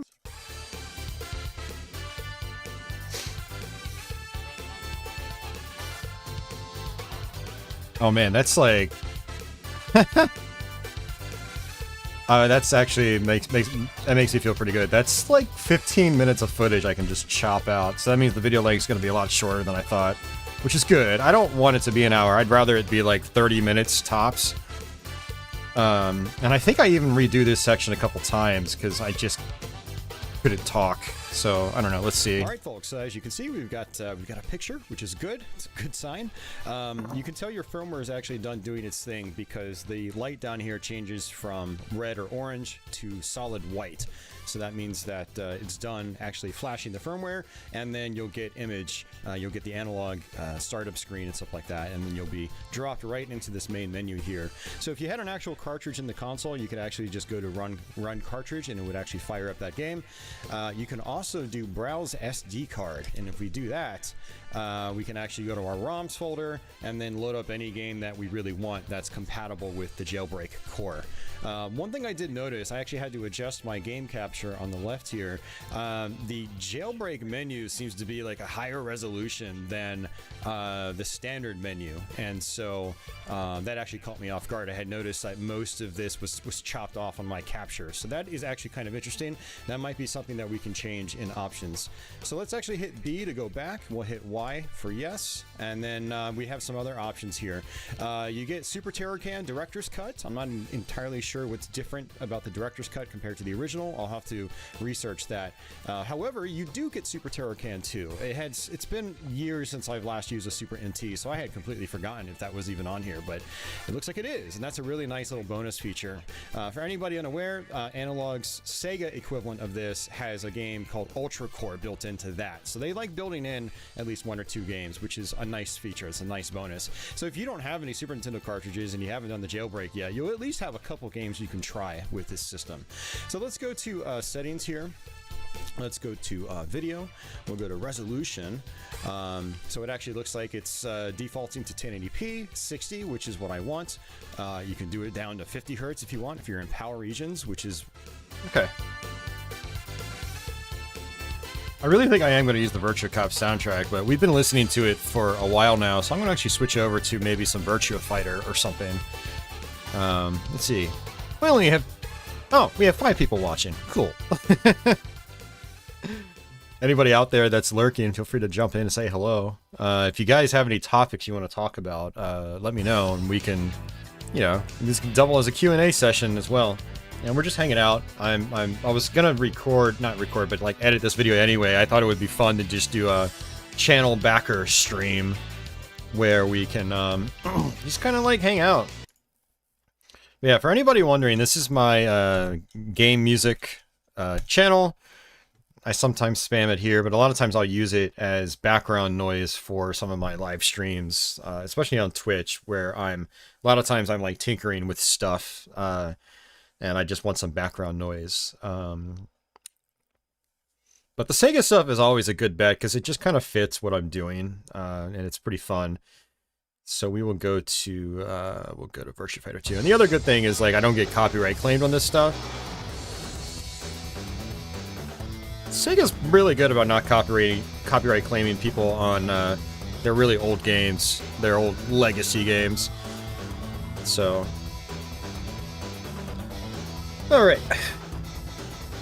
Music has been changed. Alright, so I want to add a... hold on a second. Alright, that was just a simple cut. And then this is going to be a transition. So we're going to do that.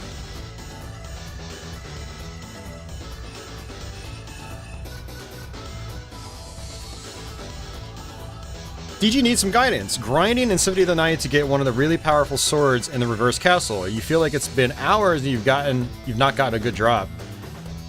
Are you trying to grind for the Chrysogram? So the idea of DG is to try to build your luck stat. There's a few items that help with that.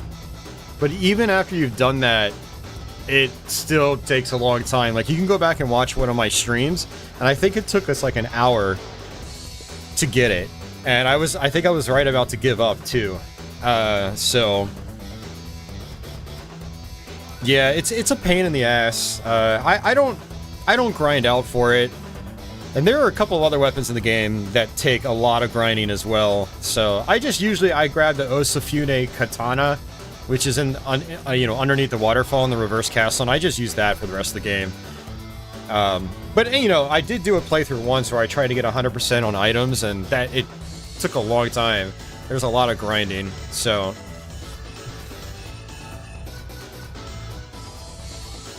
Yeah, I think you're supposed to grind out on the schmooze in the library in the Upside Down Castle. I think that's what drops the chrysogram.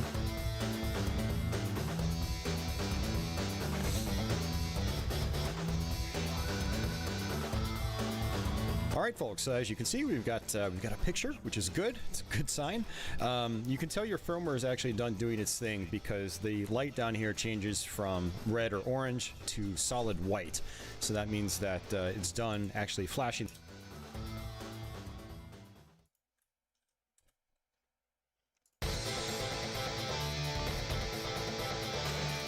Sarah's music is so good in Virtua Fighter 2.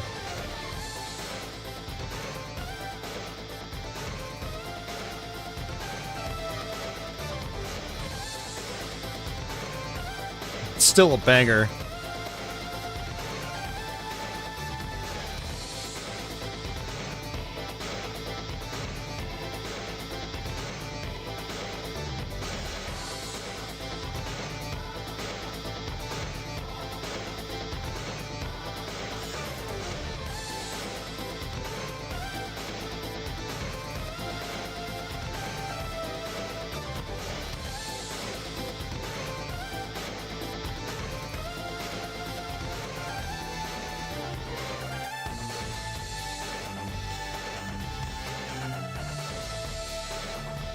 I had to listen to that.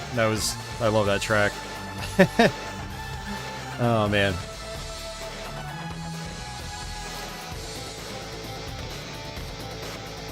Okay, so now I have to get a little creative here. So as you can see, we've got I have to layer these tracks in a special way. So now I'm gonna have gameplay and camera.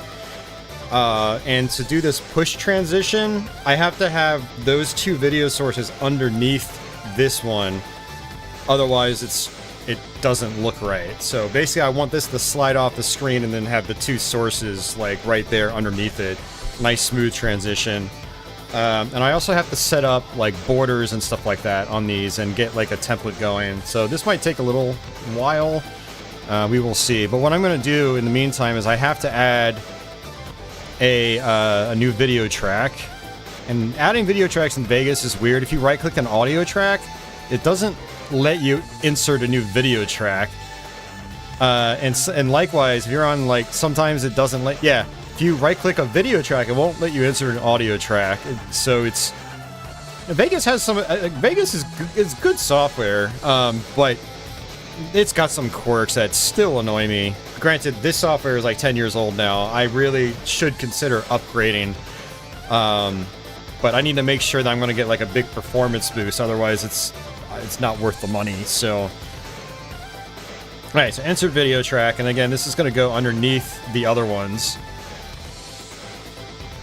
And this is in order to create a good, transition. So.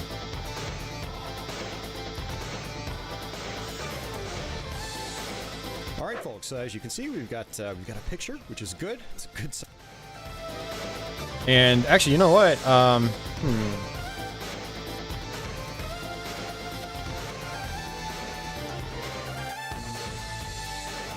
gonna need a second video track, actually. Oh boy. Okay. That's fine. So camera. Gameplay footage.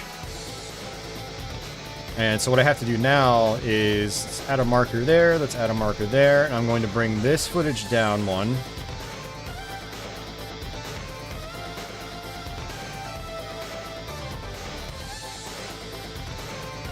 And I'm going to bring this footage up. And I have to copy this footage, because I have to make two of them. And so what I'm going to do is...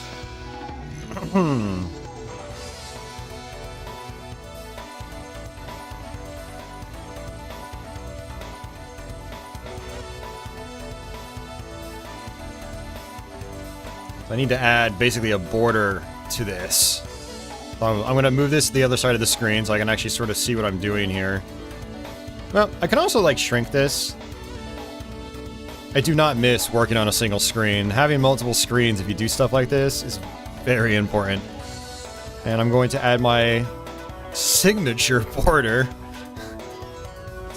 It's not really signature, but I always do my orange border. And then, oops. I have to bring the border in. And this is where I also need to lower the preview quality, because applying these effects, and it's smoother.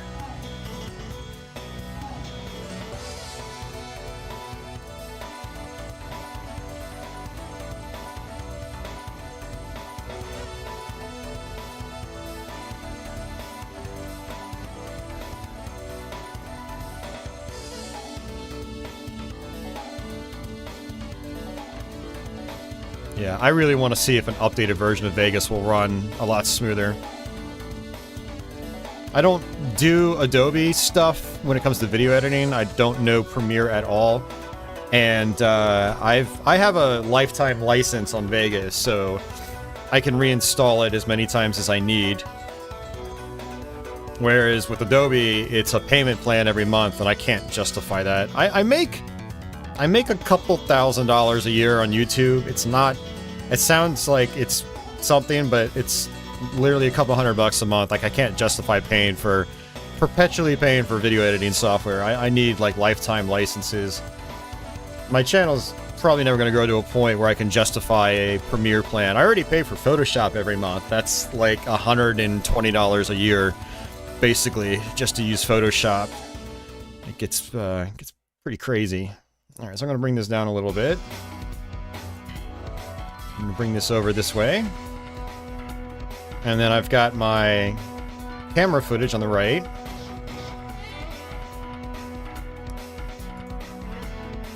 I might even add a background. Let's see. So let's go ahead and edit the camera footage. I'm going to actually boost my video quality up again. All right, we're going to go ahead and just add the border once more for the second one, which is the camera.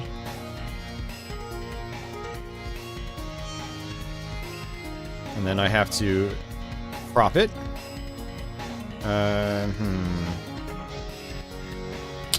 Crap, it's over there. Alright, I'm going to have to actually move this. Yep.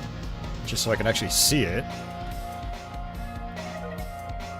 The Virtua Fighter 2 soundtrack is actually surprisingly chill. I've started to really like it as I've gotten older.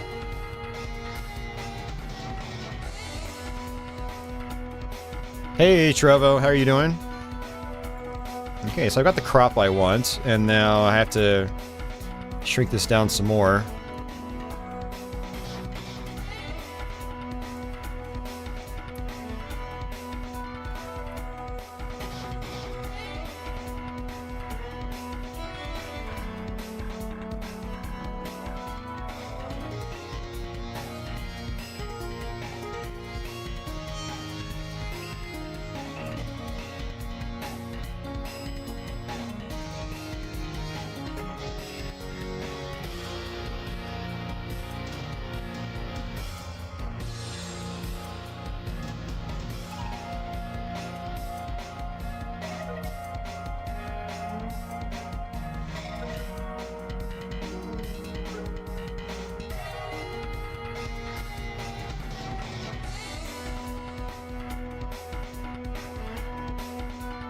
Yeah, that looks good.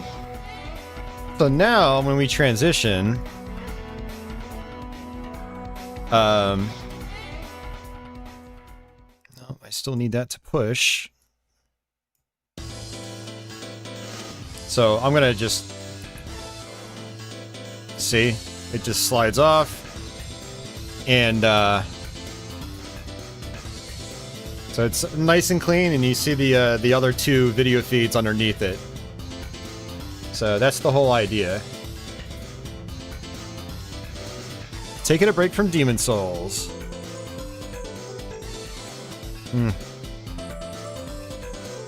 gonna miss the PS5 version. I sold my PS5 a few weeks back. I did a cash trade deal, downgraded back to a PS4 just to get some money to try to pay off some bills.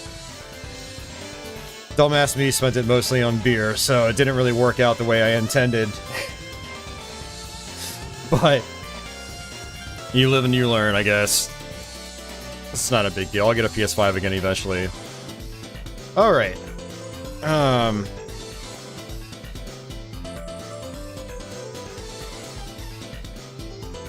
This music track down here, I decided I'm going to just use the Virtua Cop music because I like it so much. Speaking of which, let me get that disc. I'm going to have to rip it later.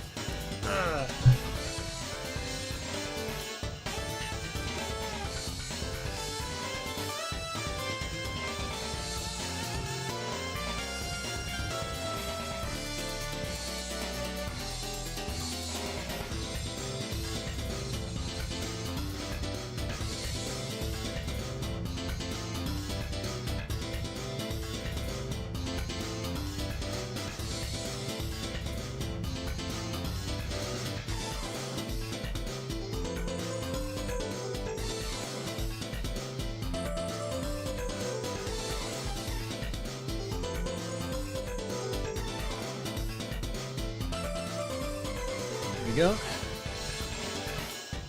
Technically, this is the PC version. We call it Virtua Squad. But yeah, I'm gonna rip that soundtrack at the very end. That's gonna definitely be our soundtrack for this video. Because again, it doesn't get copyright claimed, and it's really chill music. I was like, we were listening to it as I was editing the video, and I'm like, man, this fits really well. I think I'm just gonna use this as our soundtrack. Trevo says after visiting his mom's house, he found a bunch of old games he saved. Nice.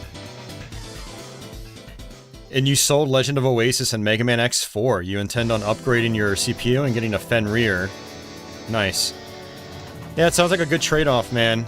I bet those were pretty pricey.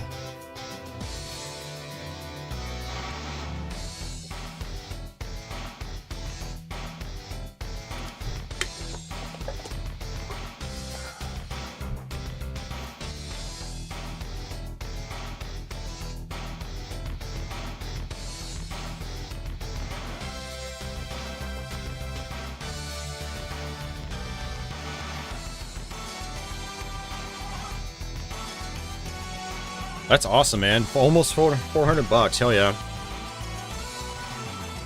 eBay's holding the money until the buyer gets the game, or the buyers get the games. That's strange. Are you like a newer seller on eBay or something? Options and settings, and I'll show you actually how to set up hotkeys and stuff like that. That's actually a really important feature, especially if you're using the jailbreak like I am here. Oh, that's why. Okay. Folks, as you can see, we've got a picture, which is good. It's a good sign. You can tell your firmware is actually done doing its thing because the light down here changes from red or orange to solid white. So that means that it's done actually flashing the firmware, and then you'll get you'll get the analog startup screen and stuff like that, and then you'll be dropped right into this main menu here. So if you had an actual cartridge in the console, you could actually just go to run cartridge, and it would actually fire up that game. You can also do browse SD card, and if we do that, we can actually go to our ROMs folder and then load up any game that we really want that's compatible with the jailbreak core. One thing I did notice, I actually had to adjust my game capture on the left here. The jailbreak menu seems to be like a higher resolution than the standard menu, and so that actually caught me off guard. I had noticed that most of this was chopped off on my capture, so that is actually kind of interesting.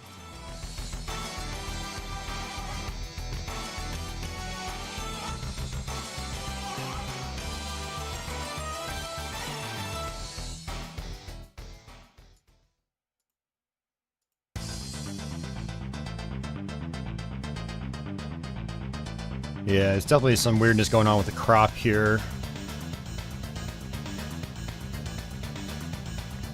Alright, so what I have to do is save the crop. I'm going to just call it SMW crop. And I'm going to have to reapply this crop later on in the footage.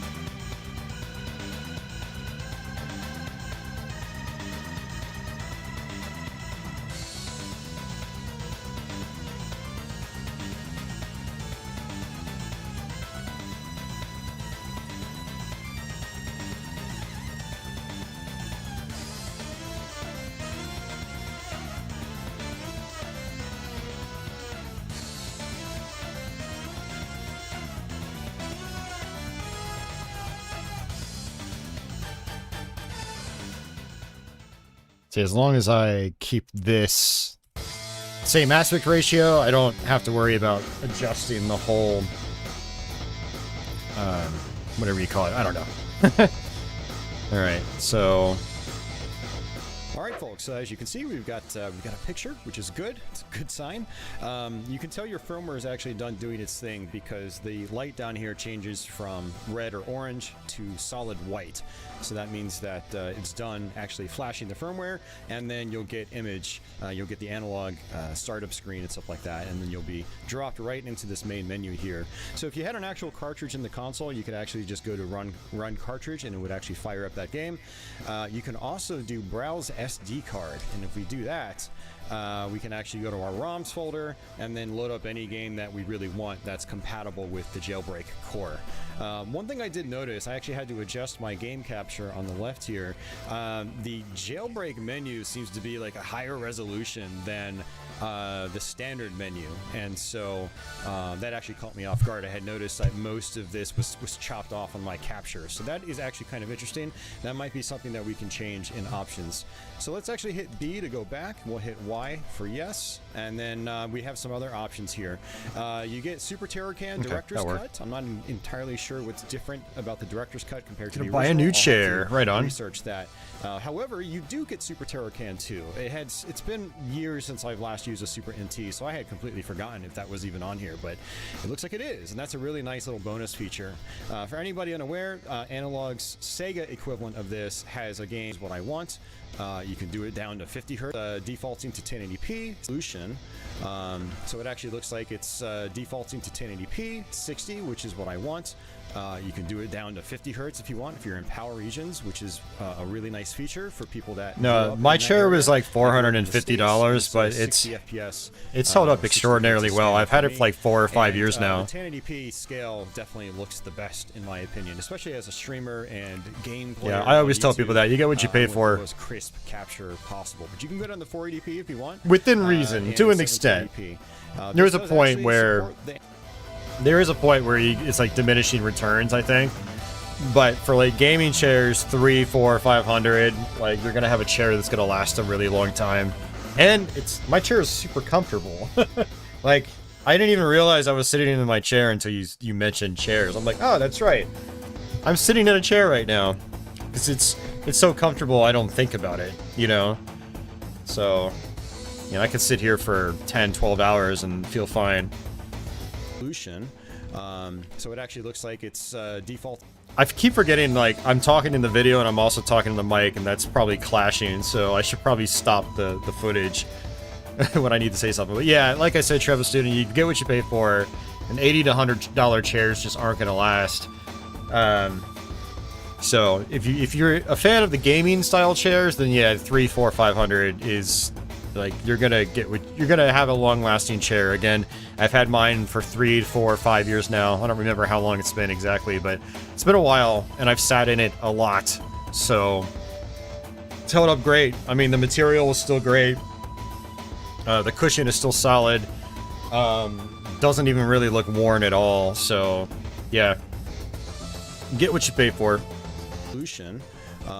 So it actually looks like it's defaulting to 1080p, 60, which is what I want. You can do it down to 50 Hz if you want, if you're in. Yeah, exactly. I mean, if you're buying like an $80 to $100 chair like every year, or even every 2 years, I mean that adds. It's going to eventually add up to that 400 plus. So it's like I try to tell people, don't cheap out. You know, it's all going to end up being the same eventually. Would you rather that same amount of time be through something that's really comfortable? As opposed to like the cheaper ones that might not be as comfortable, and then you gotta throw them out because they get worn down and they get even more uncomfortable. Like, why not just save up the money and just buy the really good thing and then just have that last you forever, you know? A lot of people are short-sighted for various reasons. Sometimes like they don't think they're gonna be able to get that money, but you know, yeah. If you can. You got the willpower, like save up that money and just get the good stuff, and you'll be happier. So it actually looks like it's defaulting to 1080p, 60, which is what I want. You can do it down to 50 hertz if you want, if you're in power regions, which is a really nice feature for people that grew up in that area. I grew up in the States, and so 60 FPS or 60 hertz is standard for me. And the 1080p scale definitely looks the best in my opinion, especially as a streamer and game player on YouTube. I want the most crisp capture possible, but you can go down to 480p if you want, and 720p. This does actually support the analog DAC, which is the digital to analog converter, and I will be using the Super NT with that a lot and playing it on my CRTs, but it looks really nice and crispy in 1080p on HD displays. So, all right, let's go back from here. We can go to screen size, 8x7, 4x3, 4x3, blah blah blah, and we have different scales here. Usually 4.5x is the ideal scale that you want. I think sometimes 5x might actually go off the screen. Remember, that's how it was when I had like an OSSC. So like 4.5 was always the sweet spot, I think. So, but lots of different options here. You've got different scalers, different filters. We'll actually play with these when we're actually playing games. But this also has interpolation built in as well. So a lot of these FPGA devices, what ends up happening is you'll notice like screen shimmer as it's the screen scrolling left or right. And there's a thing called interpolation that smooths that out. And so you really want to leave that on unless you don't feel like leaving it on, but it'll definitely make your eyes appreciate the image more if it's on. Now you can apply scan lines and stuff like that as well. Scan lines might look cool for some people, but because I capture gameplay all the time and stream games all the time, scan lines are not a good option for me.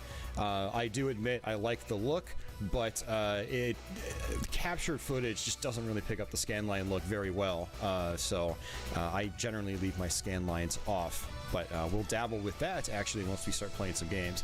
And I do recommend enabling in advanced mode here. There's a lot of extra options and stuff like that, like DAC RGB mode. That's important if you have a DAC. There's a buffer mode. So zero delay is what I like to use. But you can buffer it.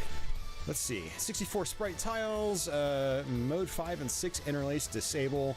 Yeah, that's right. I think there were some like pseudo high-res games on Super Nintendo, and you could, I guess, disable that. Pseudo high-res blending, that is a feature that is enabled by default, it looks like, but I don't know if I really play any games that use that high-res functionality, but I'll have to look into that further. And you've got cropping options, which I'm not going to really worry about right now, but yeah, this is pretty feature-rich, so if you're the kind of person that really likes to... Dude, I just realized cropping might be really useful in something like Star Fox, because it plays on a small screen. Same with like Doom. I assume cropping might allow you to blow it up. I'm gonna have to experiment with that. So if you're the kind of person that really likes to tweak, these consoles and these interfaces are really good for that. Let's go ahead and save and clear settings. So I definitely want to save my settings. Now, if you already have a Super NT and you're looking to upgrade with the latest Jailbreak, from what I understand, it does wipe out all your settings. It doesn't transfer settings, unfortunately, so just a FYI. Let's go to audio, check that out. Looks like you can do a 3 dB output cut, which I'm not going to do.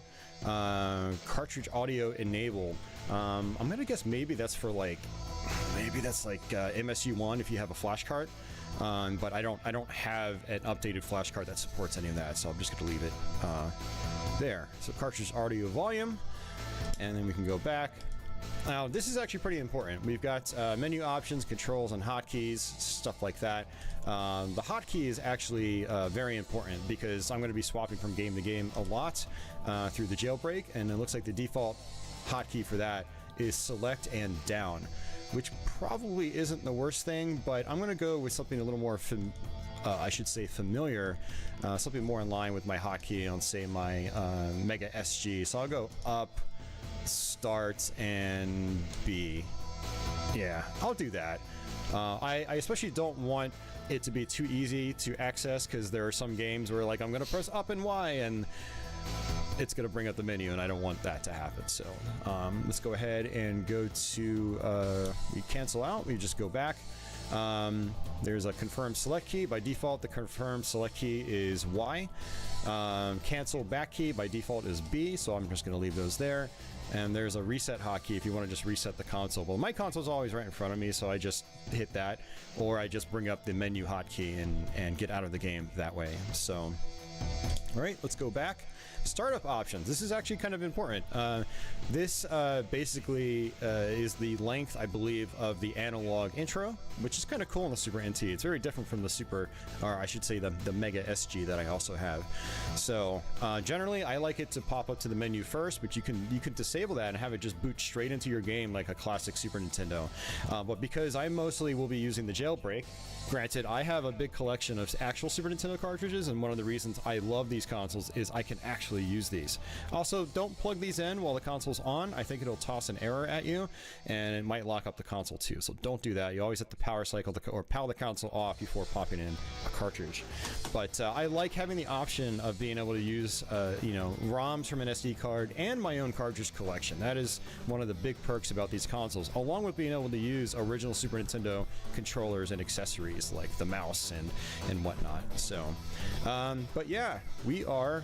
I'm just going to leave it on default here. I'm going to actually bring this down a little bit so the analog intro is a little bit shorter, since I will have to power cycle the console a little bit. So you can put it into PAL mode, so 50 Hertz mode, which is actually really interesting. Launch system timing, SPC random startup state, SPC RAM startup state, dejitter, SD card speed. It's not really a big deal right now. Yeah, a lot of options here that I don't really know the details of too deeply, so I just generally don't worry about them. And then LED options. This is actually really cool. So what's really nice about this is you can actually change the LED color. I actually liked the red light when we were updating the firmware, because original Super Nintendos actually I believe their LEDs were red. So I'm going to basically turn this light into a similar color. So, and that let's just get rid of the green and blue completely. Looks like that is basically orange, and it changes on the fly as you're adjusting these. It's really cool. So that's like a bright red. Let's see if we can turn it down just a little bit. Make it a sort of like a more dimmer, darker red. And there it is. Yeah, that looks great. I love that. So, all right, sweet. Let's go back. You just hit the back button, hit the back button again, and then again, always save your settings. Otherwise, they won't take permanently.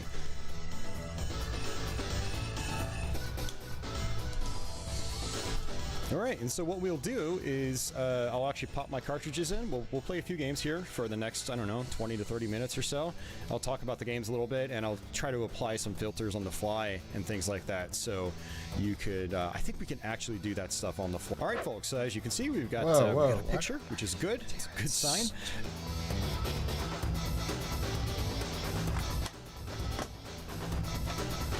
So let's go ahead and do that.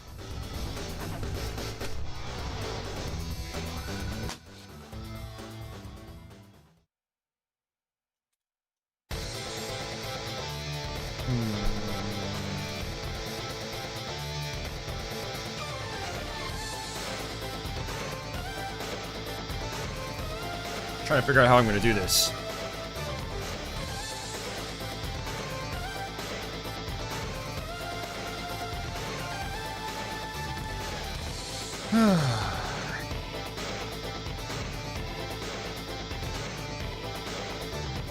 Alright, our first game on the docket is Super Mario World, one of my all-time favorite games. Absolutely love this game. I don't remember if I actually beat the game on this cartridge specifically. I want to say I did, so I'm not really sure if I've got save data on here. But let's actually do my hotkey. We will do...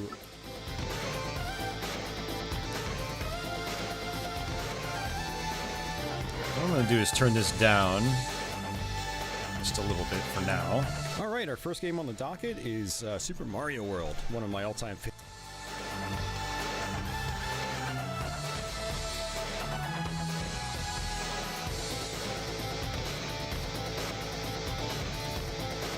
I think I can actually just do a push on both of these pieces of footage, and then I'll be fine.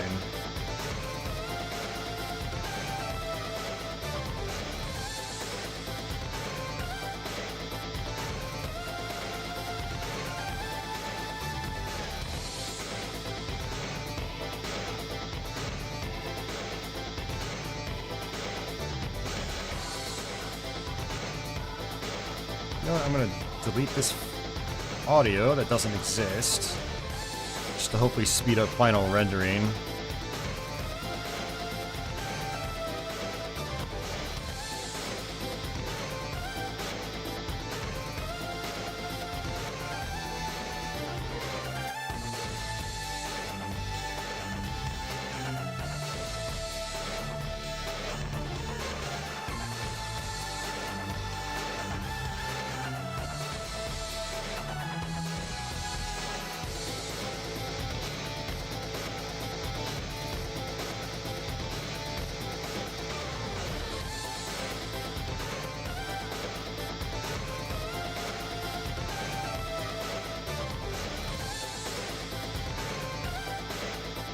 I might have to just do a simple crossfade.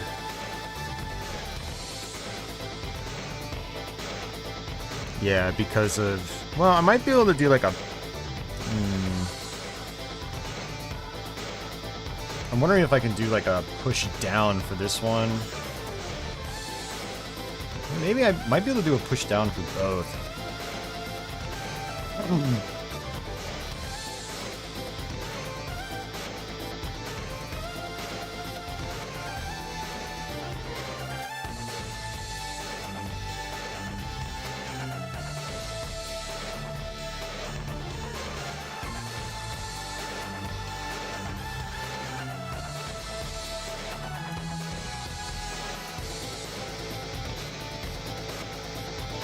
What I think I'm going to do is just do a crossfade for the one on the right. And then push down on this one.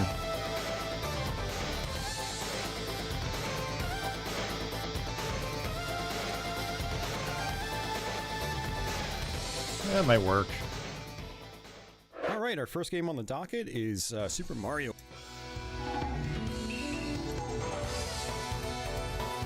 Alright, our first game on the docket is Super Mario. Alright, our first game on the docket is Super Mario World, one of my all-time favorites.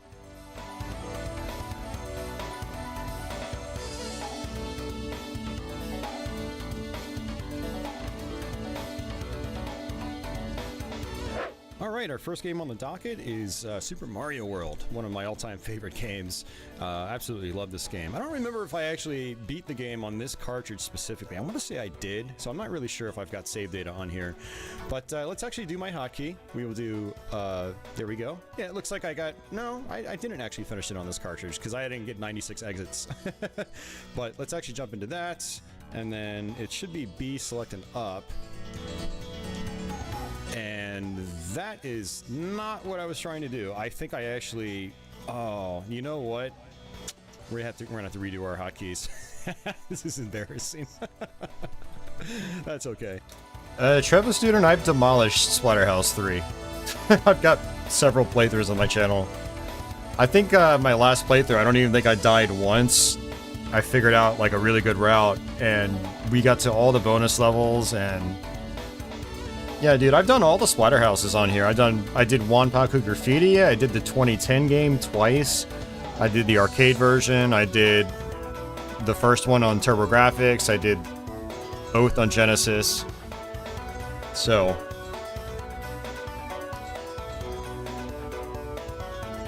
Alright, our first game on the docket is Super Mario World, one of my... I want to reset. So, menu hotkey, it is still up... Start. Oh, okay. Let's do select. I'm used to doing select. Okay. Let's go ahead. And again, we have to go ahead and save it.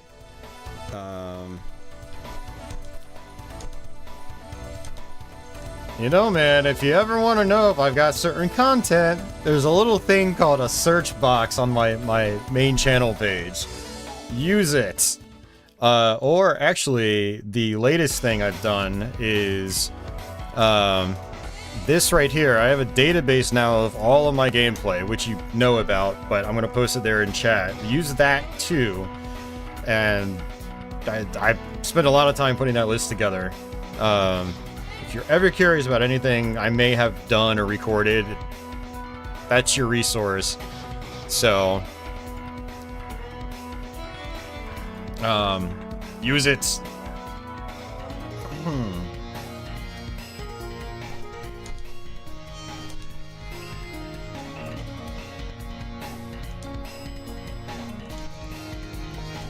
now let's go ahead and jump back into Super Mario World. So what I will do is access my menu here, just like that. And what we can do is go to settings. We can go to vid. We're gonna have to redo our hotkeys. This is embarrassing. That's okay.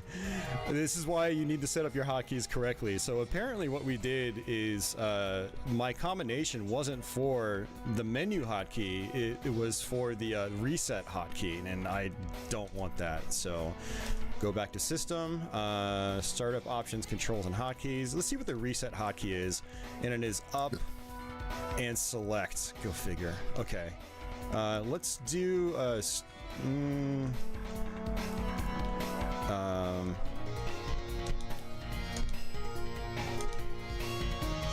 on BY. Don't want that. So go ahead and jump back into Super Mario World. So what I will do is access my menu here, just like that. And what we can do is go to settings. We can go to video.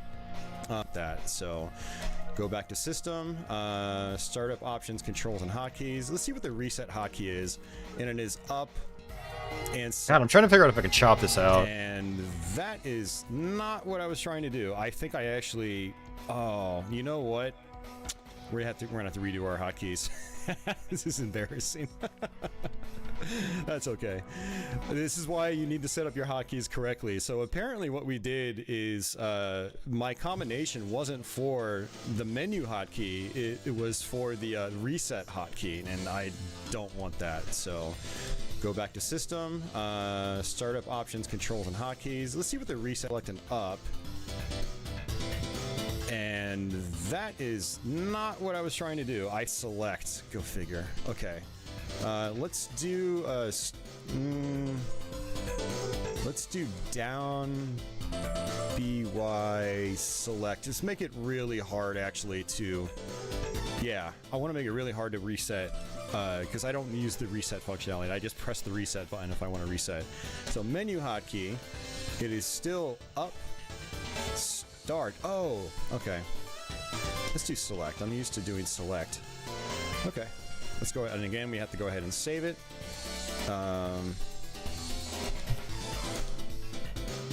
So what I will do is access.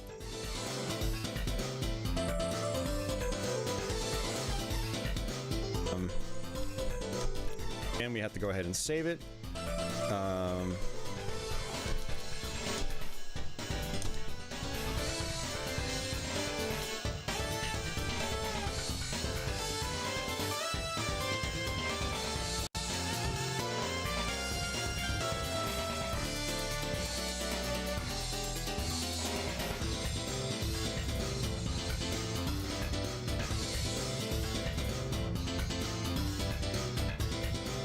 You'll make chapters for my videos? Hey, I mean, I generally try to do that stuff myself, but it's very time consuming. If you ever end up feeling like it, yeah, feel free to comment on the videos with it. And I'll most likely pin the comment. And I'll, depending on how detailed they are, I might even add them to the description, which that actually helps a lot. That's something I've been trying to do a lot. But it's so time consuming. All right, now let's go ahead.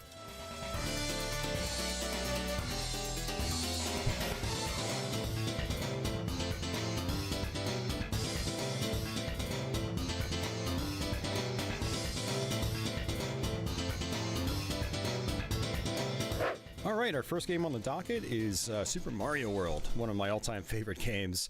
Absolutely love this game. I don't remember if I actually beat the game on this cartridge specifically. I want to say I did, so I'm not really sure if I've got save data on here. But let's actually do my hotkey. We will do... Alright, now... Alright, now... Alright, now... Why is that one going so fast, but this one is not? Alright, our first game on the docket is Super Mario World, one of my all-time favorite games. Absolutely love this game. I don't remember if I actually beat the game on this cartridge specifically. I want to say I did, so I'm not really sure if I've got save data on here. But let's actually do my hotkey.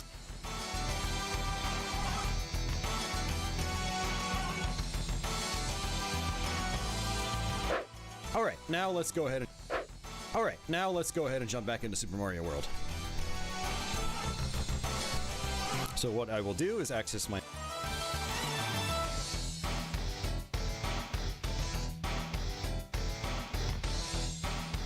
Alright, now let's go ahead and jump back into Super Mario World.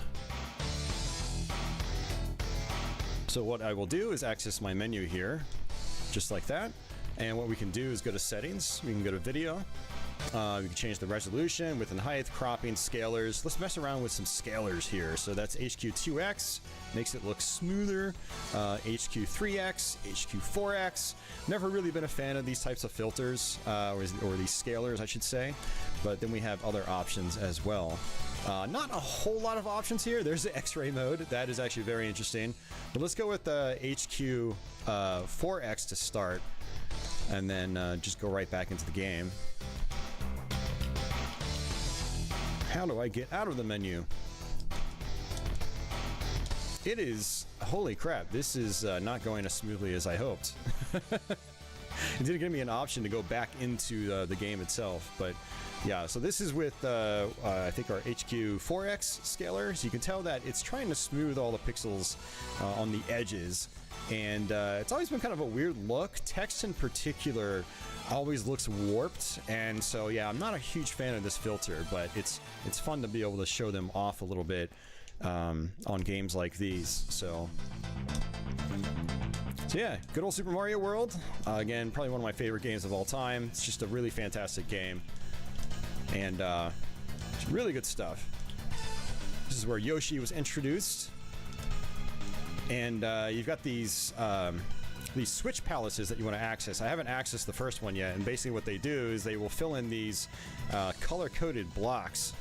These switch palaces that you want to access. I haven't accessed the first one yet, and basically what they do is they will fill in these color-coded blocks. They'll give you power-ups when you try to bust them with your fist. They will also, make platforms appear that wouldn't normally be there to make certain parts of later parts of the game in particular a little bit easier. So you can jump off Yoshi. It's a very responsive game. It's really fantastic. You also got this spin jump, which is used for certain blocks, but it will also just pound straight through certain enemies. Yoshi can eat things. Yoshi's just a really fantastic character. It's a really good addition to the Mario series. And I think apparently Miyamoto had wanted to add a dinosaur to the game for a while, but he was able to finally do that with Mario World. And we've got exits. If you hit that bar, the higher up it is, you'll get more star points there, and when you get a certain amount of star points, you'll be taken to a bonus stage, which is basically just extra life central. But if you're first playing this game for the first time, you want to take that left path, because that will give you your first switch palace. So, but yeah, that's the HQ4X scaler. Looks kind of interesting. So let's go ahead and go back to our settings. Yeah, and actually, what's really unfortunate about trying to adjust settings here, it looks like you can't actually just get back into the game. On the Mega SG, I'm pretty sure you can, so, unless I'm missing something here, so, oops, in the wrong one. And actually, I forgot to show off menu options. You can actually change the highlight style. So that's swipe, that's solid. You'll notice that it's now not blinking at me when I switch. Rolling, throb. I do like the throbbing one. I like that pulsating nature. Swipe isn't that appealing to me. I think for me, I'll either do flash or I will do, I think I'm going to leave it on throb. That's a nice, I love like pulsating effects like that. That's really nice. Let's go ahead and go back. Highlight color, you can change, yeah, the highlight color. Let's see, do they have, oh, they don't have, oh, they do have blue. Okay.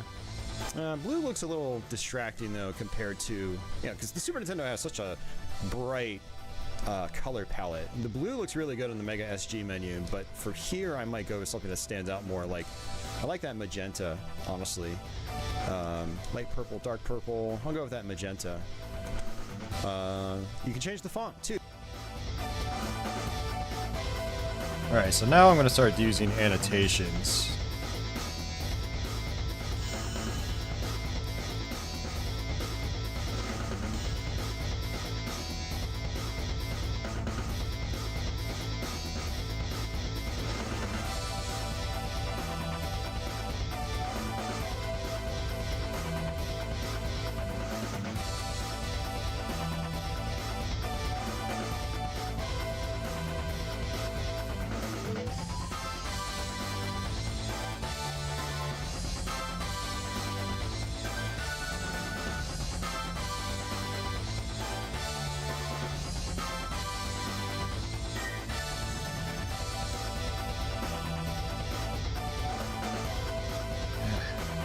wrong one. I need my crop.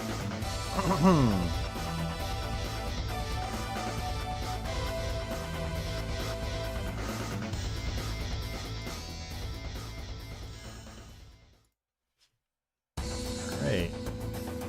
Basically adjusting this text and where it is.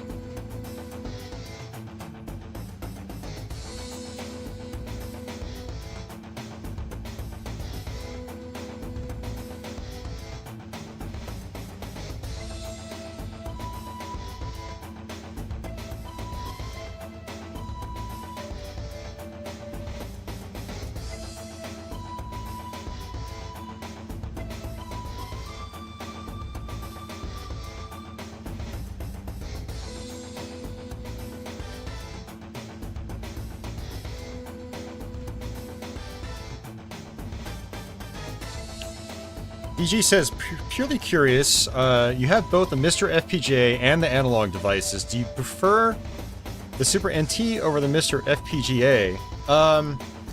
For, like, streaming and recording, yes, I prefer analog's devices, because, especially when I'm using the Jailbreak, where I don't have to power cycle the console, I don't get any signal drops or anything. Whereas with the Mr. I do. Every time I swap games, my capture card drops signal. And the problem with that is, like, that can... Some capture cards just really don't like when the signal's being screwed with. And eventually, like, my audio would just start messing up on my capture cards. So by using the analog devices, I get to avoid that issue mostly. Also, it just feels more like a game console. I can use actual Super Nintendo controllers and accessories. I don't have to get, like, converter dongles, which I do on the Mister. And then the Mister is just like, I was talking about it earlier, and it's kind of like, you got all these cables just, like, you know, dangling from it, like, and it's just, it's not as clean, you know.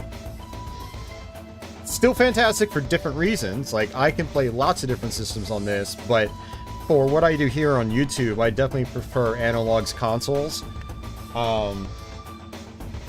So, yeah. I hope that answers your question. Alright, and I'm going to adjust this.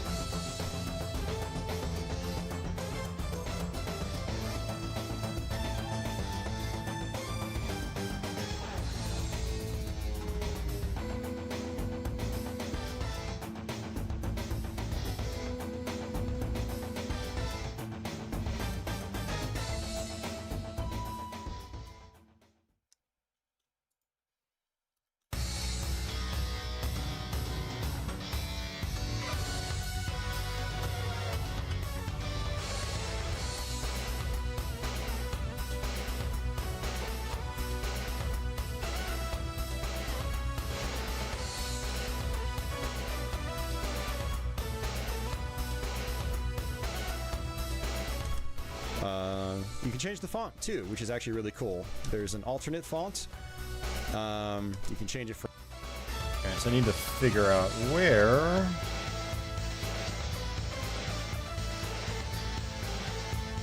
Alright, now let's go ahead and jump back into Super Mario World.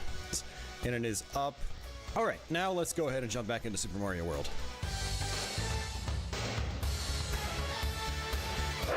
Alright, now let's go ahead and jump back into Super Mario World. So what I will do is access my menu here, just like that. And what we can do is go... Oh yeah, that's another issue. It's like, you could potentially run into more issues with the Mister. Yeah, like, honestly, it's like, the bigger it gets and the more cores it gets, like, the more that can potentially go wrong. Thankfully, knock on wood, I haven't had any issues with my Mister. But if you're bouncing from core to core, that does tend to sometimes mess up other cores. Like, the way I guess it manages, the Mister manages its resources, like, sometimes you have to do a hard power cycle on it just to get things working 100% again. So that is very true. So what I will do is access my menu here, just like that. And what we can do is go to settings. We can go to video. It looks smoother. Types of filters as well. Not a whole lot. Actually very interesting. But let's go. And then gray mode. That is actually very interesting. But let's go with the HQ 4X to start. and then just go right back into the game. How do I get out of the menu? It is, holy crap, this is not going as smoothly as I hoped. It didn't give me an option to go back into the game itself, but yeah. Okay, that's what I want.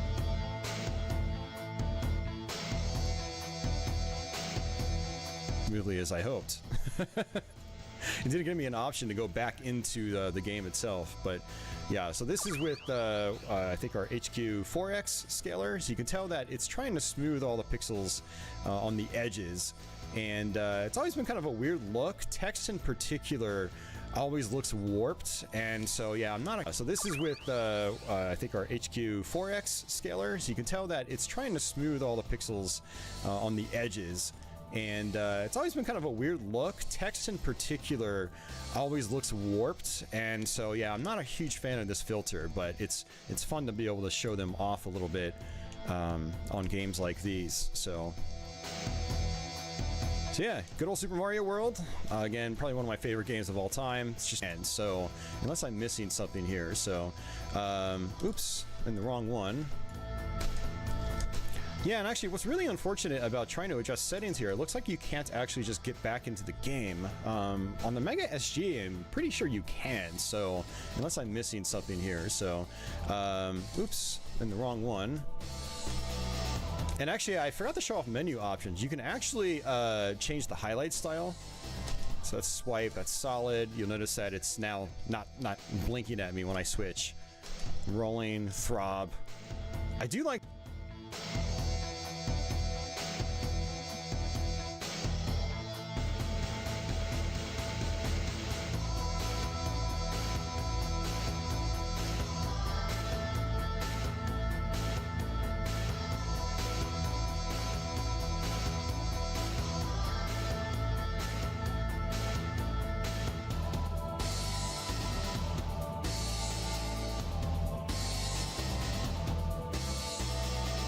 So unless I'm missing something here, so oops, in the wrong one.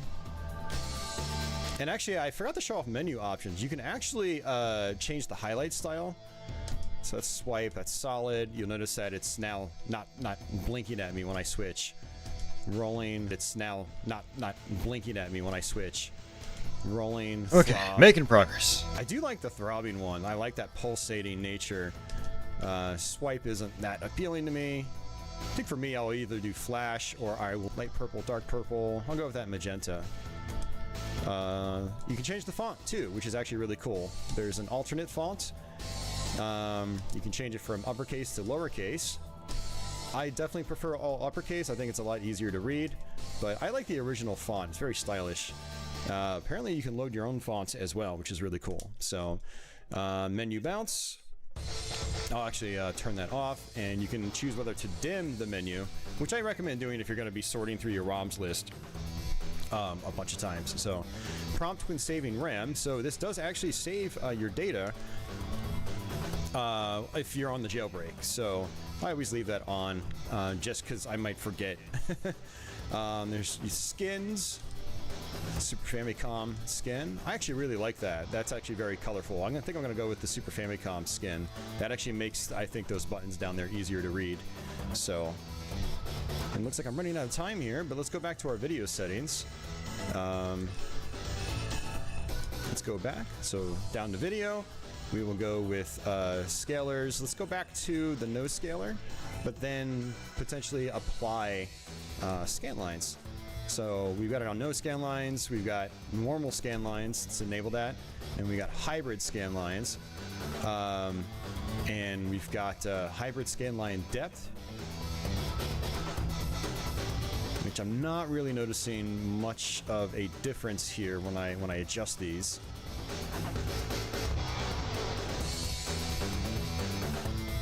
Oh, there we go.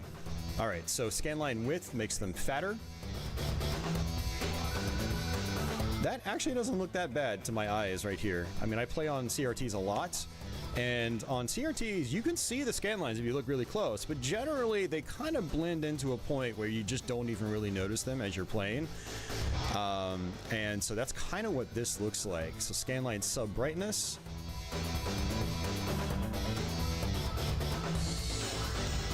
And time is up. Come on, Mario. There we go.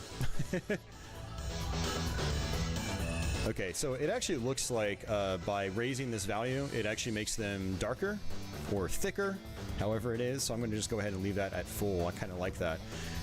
So yeah, let's go ahead and go back. And let's save settings. I don't think we need to save settings when you're doing scanline stuff, but I don't know. We will see. And again, we go back. And yeah, it's just not going to let us exit out back to the game, which is really interesting. That is very, very interesting. So you have to go back to run cartridge, and it's gonna reset the cart. So we'll just go ahead and jump back in. You can see those scan lines.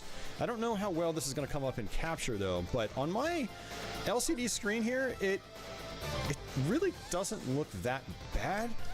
But again, I don't really ever do scan lines on LCD screens. I really want my scan lines that badly. I've got, 3 CRTs in this room that I can use. So it actually looks like we finished the Star Road as well, which changes the world if you have never done that before. It's a really fun feature in this game. One of the things I just love about Super Mario World, there's just so much good stuff in this game. So, but yeah, those scan lines look kind of interesting. So I think I could definitely do some more adjustment though, because I'm noticing some like blending that's going on with the scan lines, and that is definitely, yeah, it looks a little funky to me. I think that's actually a level name on the Star Road in this game. But all right, I'm going to actually turn the scan lines off, and we're going to pop in 2 more games just so you can see what the Super NT looks like from a general perspective, and then we'll go ahead and get out of here. So let's go ahead and do that.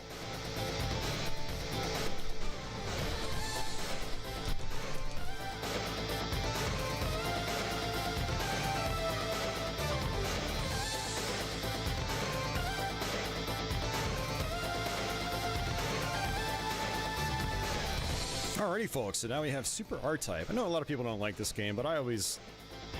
Alrighty folks, so now we have Super R-Type. And once I'm done here, I'm going to actually turn the game volume back up. I don't need to hear the game audio right now. I already know kind of like what I need to do.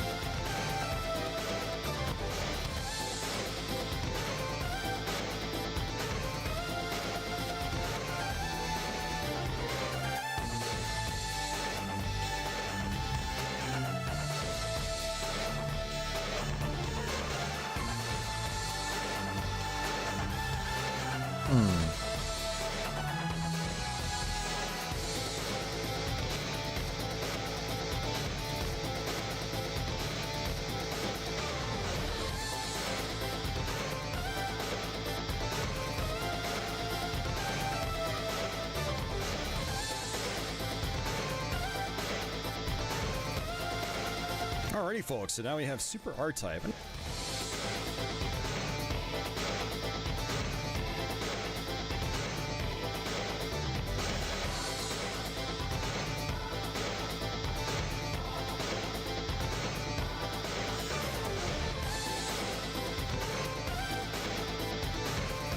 Alrighty folks, so now we have Super R-Type. I know a lot of people don't like this game, but I always, that transition will look a lot better when it's rendering every frame, but because of the performance issues here, it looks really like it's just lying down, but it's not going to do that normally. It's just weird how this program sort of, I'm guessing, like, caches content. Alright, now let's go ahead and jump back. Some of this later footage, it just doesn't want to animate correctly. Alright, but some of these earlier ones animate how it's closer to how it's supposed to, so it's weird. Alrighty folks, so now we have Super R-Type. I know a lot of people don't like this game, but I always, love having the opportunity to show it off, because it's actually one of my favorite Super Nintendo games. Granted, I've been playing it since probably 1995. I have definitely an advantage on it, probably 94 actually, but I love it. Oh my god, I've been playing this game for almost 30 years. I've been playing Super R-Type for almost 30 years. Oh my I always put it on hard mode because I played this game a lot over the years. Again, it's one of my favorites on the system, and one of those games that I think actually looked really good. This, for the time, this actually came out, I think, just a couple months after the Super Nintendo launch in North America. And I always had one of those more like realistic art styles. Still looked video gamey, but they definitely went with more of a realistic approach with these visuals. And just like R-Type in the arcade and sorry, not Super R-Type, but R-Type 2, you can charge up, which is mega powerful in this game. And you can charge up 2 levels deep to do that huge spread shot. But you can also just hold down Y and you'll do an auto fire, just little rinky-dink shot, but you'd be surprised at how helpful this little weapon is. And these guys actually take a lot longer to kill now because I am playing on hard mode as opposed to easy or normal. One thing that people really criticize about this game is all the slowdown, but I mean, there's so much slowdown, and especially the Super Nintendo's early life cycle. I mean, Gradius 3 was another one, Super Ghouls and Ghosts was another one, Castlevania 4 was another one, but you know, they're also great games in my opinion. But R-Type tends to get, I think, criticized a lot more for that stuff because it is a very difficult shooter, and one of the nasty things about it is you basically have 0 checkpoints in each level. When you die in this game, you go right back to the very beginning of the stage. Now, there's actually, you know, good and bad things to that. For one, the bad thing is you've got to go through that whole level again. If you're trying to learn this game for the first time, it is very difficult to, I guess in a way, find the enjoyment. If you're one that just doesn't like checkpoints, which I know there's a lot of you out there that are like that. But it's good on the other hand because you'll be guaranteed to basically be fully powered up by the time you get back to the boss fight. So, you know, it's a double-edged sword. But people tend to focus on those two things when talking about this game. But I love the soundtrack in this game. I've got basically every tune in this game memorized, and I've actually got playlists online of it, so where I can basically just like fire up the whole soundtrack and listen to it. It's also got a sound test menu. It was like one of the earlier 16-bit titles or Super Nintendo titles that actually had that feature, which was great. But yeah, this is our first boss here, and this is actually a new/unique boss. R-Type, Super R-Type is an amalgamation of R-Type 2, the arcade game, plus its own new unique levels. And I've heard people complain that they prefer the R-Type 2 levels that were chopped out, but I'm of the opposite mindset. I prefer the new stages because some of those R-Type 2 levels were hardcore memorize or die scenarios. R-Type 2 in particular is just an insanely difficult game. But yeah, that's Super R-Type, and actually, you know, funny enough, this. We're led now into I keep saying Super, R-Type 2's, you know, initial stage, so. But you've also got this pod mechanic I didn't even talk about. You can, you know, that's how you actually have special firepower, but you can also let it go, which was one of the awesome things about R-Type. There's a lot of flexibility in this series because of this pod system. You can basically throw it out, you can bring it back, and as you get powered up, it'll start doing, you know, bigger, like, spread shot patterns, which is really handy. But yeah, that's Super R-Type. Let's go ahead and switch off to Star Fox and see how that looks here on the Super NT. I really wanted to show off Star Fox in particular because it is a Super FX title, and it's mainly to show that, yes, Super FX titles do work on the Super NT, just not through the jailbreak itself if you're trying to run it off the SD card. But yeah, let's go ahead and do that. Alright, this is our second to last section.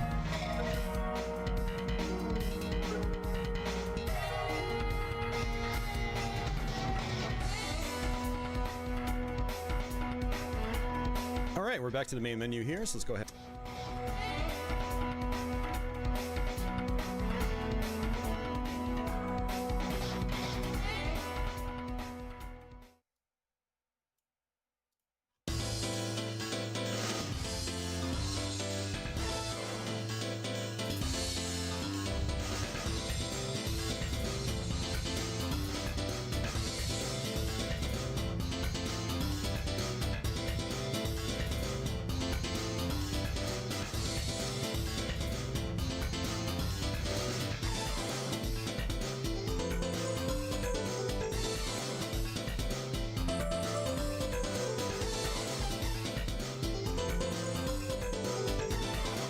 Nice, I already had that in memory, so... Alright, we're back to the main menu here, so let's go ahead and run cartridge. And then fire up some Star Fox. We'll probably play through the first level, and then that should do it for this video. But I really appreciate you guys... Alright, we're back to the main menu here, so let's go ahead and run cartridge. And then fire up some Star Fox. We'll probably play through the first level, and then that should do it for this video. But I really appreciate you guys sticking around if you made it this far. I was originally just going to do a really simple unboxing video, which is what I typically do with these devices when I get them in the mail. But I was like, you know what? Let's actually show people how to set up the, jailbreak firmware and stuff like that, how to update the firmware.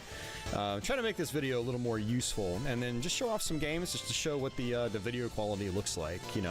I really love these analog FPGA consoles. I kind of scoffed at them at first because they were so expensive. They're about $200, maybe $215 or so, but then analog charges you $30 for shipping. So it basically puts them into like the $240, $250 territory. And so just my three consoles, Super NT, Mega SG, and then the upcoming Duo as of doing this video, which I pre-ordered. I mean, all that combined is like $750. That is a lot of money to replicate classic video game consoles, and it's one reason why I originally got rid of my consoles here to fund the Mister, because the Mister does a lot more than what these do. And these just replicate one in the case of the Super NT, maybe 3 or 4 different consoles in the case of the Mega SG, and again one in terms of the analog Duo. That's a lot of money to spend on replication of basically one system. However, as a streamer and a video game recorder and whatnot, I found that these make my life a lot easier than even the Mister itself. And so I've been reacquiring them, to basically use for streaming and stuff like that, but then also have the option to, use my original cartridges, original accessories. So, they're expensive, but they're really nice devices, which is why I have them again, despite owning a Mister FPGA. So, jumping into the first level here, Star Fox was just like, for consoles at the time, it was a cutting edge game. Nintendo really went all out on this in terms of like development and, the technology. But they also, despite the low frame rate, crafted a really fun game that still, I think, holds up very well today. It's my personal favorite Star Fox, not really from a nostalgia standpoint, but it's just, I find that it just plays really well, despite the low frame rate. And I love how it is definitely the most arcadey of the series.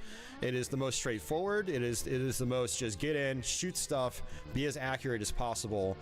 And it's got a good sense of speed and stuff like that. You can brake, you can press A to drop bombs, which do tons of damage, and that's still a really cool effect.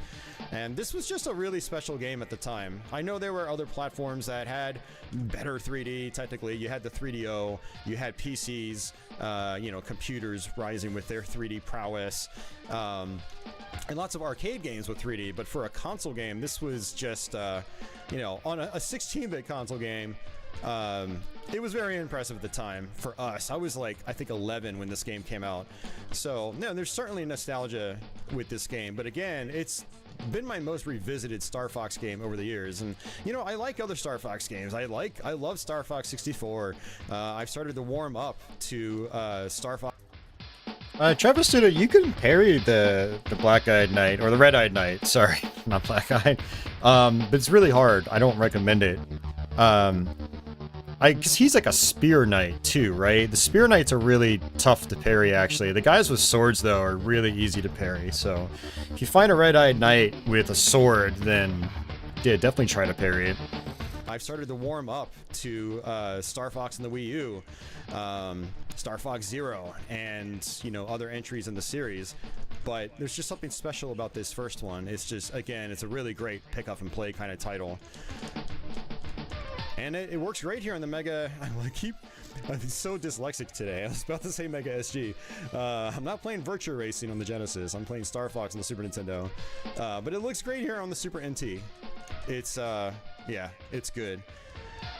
Now, one thing I actually would have liked to have seen on this is like dither blending, and I don't think that's a feature here, or like composite blending. That's actually a feature on the Mega SG settings, video settings, even on a like jailbreak firmware. And so what that does is you'll notice, like, if you look at my shadow on the ship, it's a checkerboard pattern. It's basically like a grid. And, you know, on a CRT that's masked a little bit better, and what that allows for is just, you know, different types of shading on different objects, like my wings. It's a way of trying to get more colors on the screen. You know, this was like designed for CRT technology, basically. And when you play these games on an HD display like this, scaled up, you know, nice and clean, those really stick out like a sore thumb. You really see that checkerboard pattern, and it's all over the first Star Fox. A lot of people, I don't think, remember that, like, so it wasn't just the Genesis that used like heavy amounts of dithering. Certain Super Nintendo games used a lot of heavy dithering, and Star Fox is one of them. Look at that huge shadow; it's all dithered. And again, I don't think there's an option to try to blend that on this this firmware. I would love to see that implemented, because again, it's on the Mega SG, and there's a bunch of Super Nintendo games that really need that feature as well.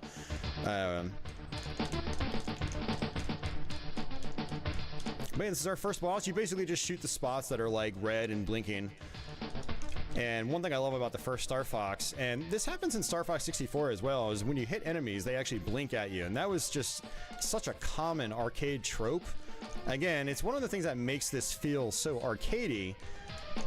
And that's a good thing.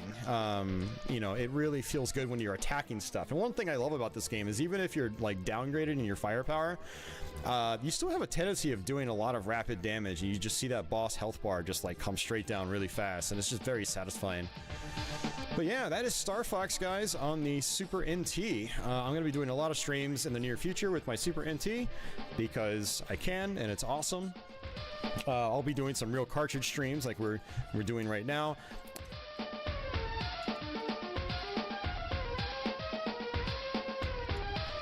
I'll be doing some real cartridge streams like we're doing right now. I'll be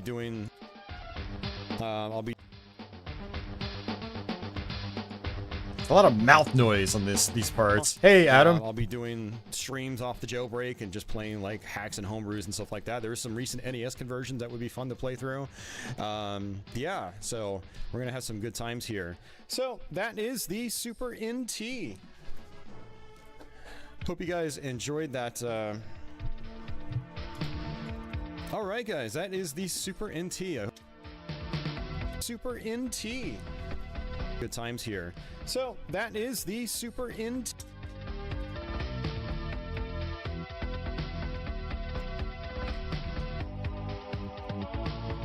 We're going to transition back into like full screen camera.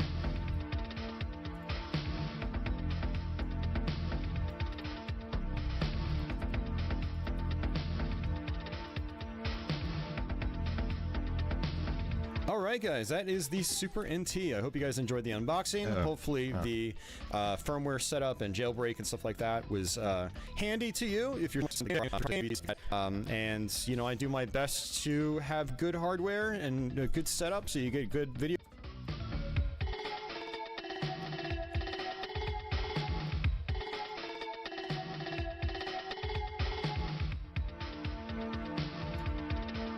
Alright, let's get rid of the border. And we're going to reset all that. And what we're going to do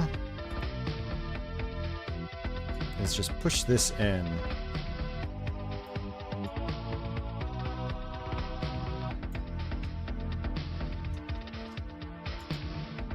So this, we're going to have it push right. Here. All right, guys, that is the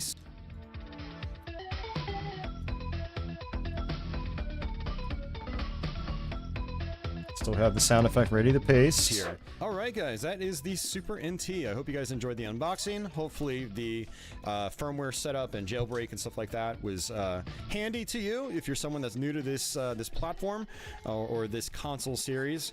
Hopefully you enjoyed some gameplay and some talking about the games as well. That's my channel name, Gameplay and Talk. Generally, this is my format where I play games and I talk about them. Lately, in particular, I try to actually beat the games and give you tips and strategies and stuff like that. And, you know, I do my best to have good hardware and a good setup so you get good video quality on the capture, and that is why I have a Super NT again. But, man, this little guy is kind of sexy. These cartridges do stand pretty tall though. But yeah, that's the Super NT. This is again the Super Famicom version, and super glad to finally have one again. And as of later this year, 2023, I'm looking forward to getting my Analog Duo as well. I'm super stoked for that, and then that'll be my last analog console for a while, unless they announce another FPGA unit that seems appealing, like maybe a Neo Geo or something like that. I don't know. We will see. But yeah, hopefully you guys enjoyed this video, found it useful. If you're new to my channel and you want more gameplay in particular, God, so much mouth clacking. That's annoying. We will see. But yeah, hopefully you guys enjoyed this video, found it useful. If you're new to my channel, it means I'm like dehydrated. I haven't taken my diabetes medication in the last 2 days, or 3 days actually, so that's a big part of it. I need to do that after this stream, actually. And you want more gameplay in particular, please feel free to subscribe. I do these types of videos once in a blue moon. Hopefully I'll start doing them more often as I get into other types of hardware and accessories and stuff like that. But if you found it interesting, please give the video a thumbs up. Again, feel free to subscribe. And if you have any friends that might find this useful, feel free to share this video with them. That would actually help me out a lot. And I just want to see people get more use out of this content and find it handy as opposed to just entertaining. So, but either way, thanks for watching, guys. I really appreciate it. And until the next one, take it easy.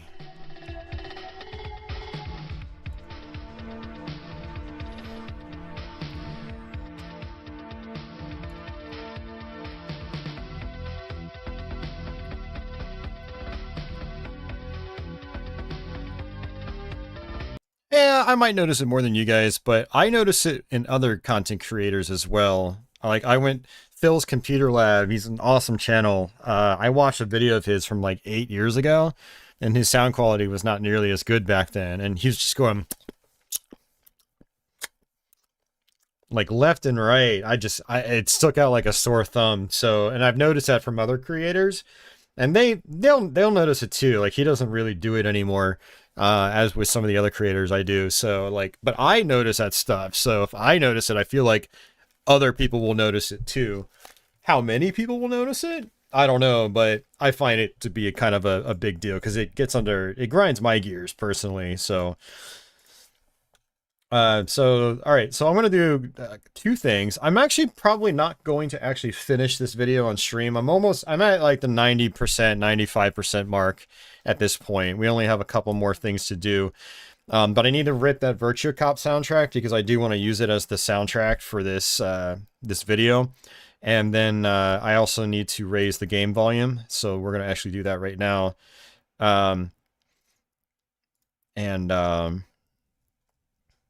So let's see. Not what I was trying to do. I think I actually... Oh, you know what? We're gonna have to redo our hotkeys. This is embarrassing. That's okay. The switch palaces that you want to access. I haven't accessed the first one yet, and basically what they do is they will fill in these color-coded blocks.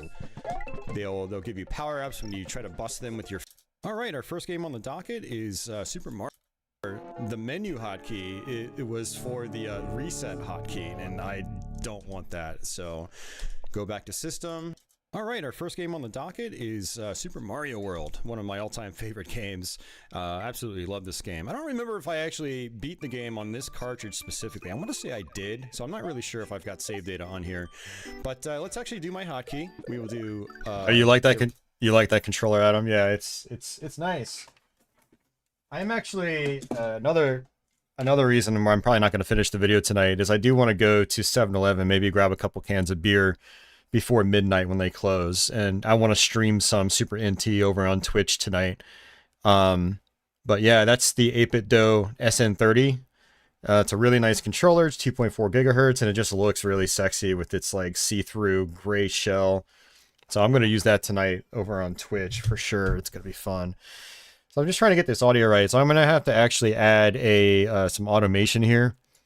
So here's some volume automation. You'll notice that the waveform on the analog intro is way louder than the game itself. Why is that out of sync?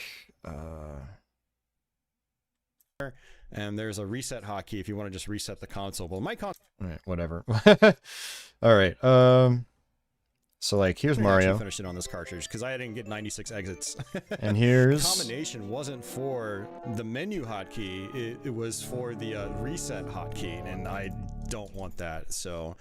Go back to system, start basically just bring that down. It was for the reset hotkey, and I don't want that, so... Go back to system. My combination wasn't for the menu hotkey, it was for the reset hotkey, and I don't want that, so go back to system, startup options, controls, and hotkeys. Let's see what the reset hotkey is, and it is menu hotkey, it was for the reset hotkey, and I don't want that, so... Yeah, that makes that a little more tolerable. Travis Student says he's heard that 40-ounce bottles are going extinct. Have I heard of that? I have not heard of that. That would really surprise me unless people just aren't buying 40s anymore. A select. Just make it really hard, actually, to... Yeah, I want to make it really hard to reset, because I don't use the reset functionality. I just... Now let's go ahead and jump back into Super Mario World. Ding. So what I will do is access my menu here, just like that. And what we can do is go to settings. We can go to video. We can change the resolution. It did give me an option to go back into the game itself. So yeah, good old Super Mario World. Again, probably one of my favorite games of all time. It's just a really fantastic game. And it's really good stuff. This is where Yoshi was introduced. And you've got these switch palaces that you want to access. I haven't accessed the first one yet, and basically what they do is they will fill in these color-coded blocks. They'll give you power-ups when you try to bust them with your fist. They will also, you know, make platforms appear that wouldn't normally be there to make certain parts of... Yeah, that's the HQ4X scaler. Looks kind of interesting. So let's go ahead and go back to our settings. Yeah, and actually, what's really unfortunate about trying to adjust settings here, it looks like you can't... I heard myself do like a little sniffle there. Yeah, and actually, what's really unfortunate about trying to... And actually, I forgot to show off menu options. You can actually change the highlight style. So that's why... So you can see I'm basically trying to like just automate the volume levels so it's the volume's more even overall. You can see like R-Type, its waveform, Star Fox in particular, is like way louder than Mario, so I'm going to have to adjust those once we get there. But I think that's really all I need for Mario. Alrighty, folks, so now we have Super R-Type. I know a lot of people... And so this, I'm going to actually do a crossfade. And for these, a lot of times I'll do a really hard fade where it just dips very, very low on both sides, like this. A general perspective, and then we'll go ahead and get out of here. So let's go ahead and do that.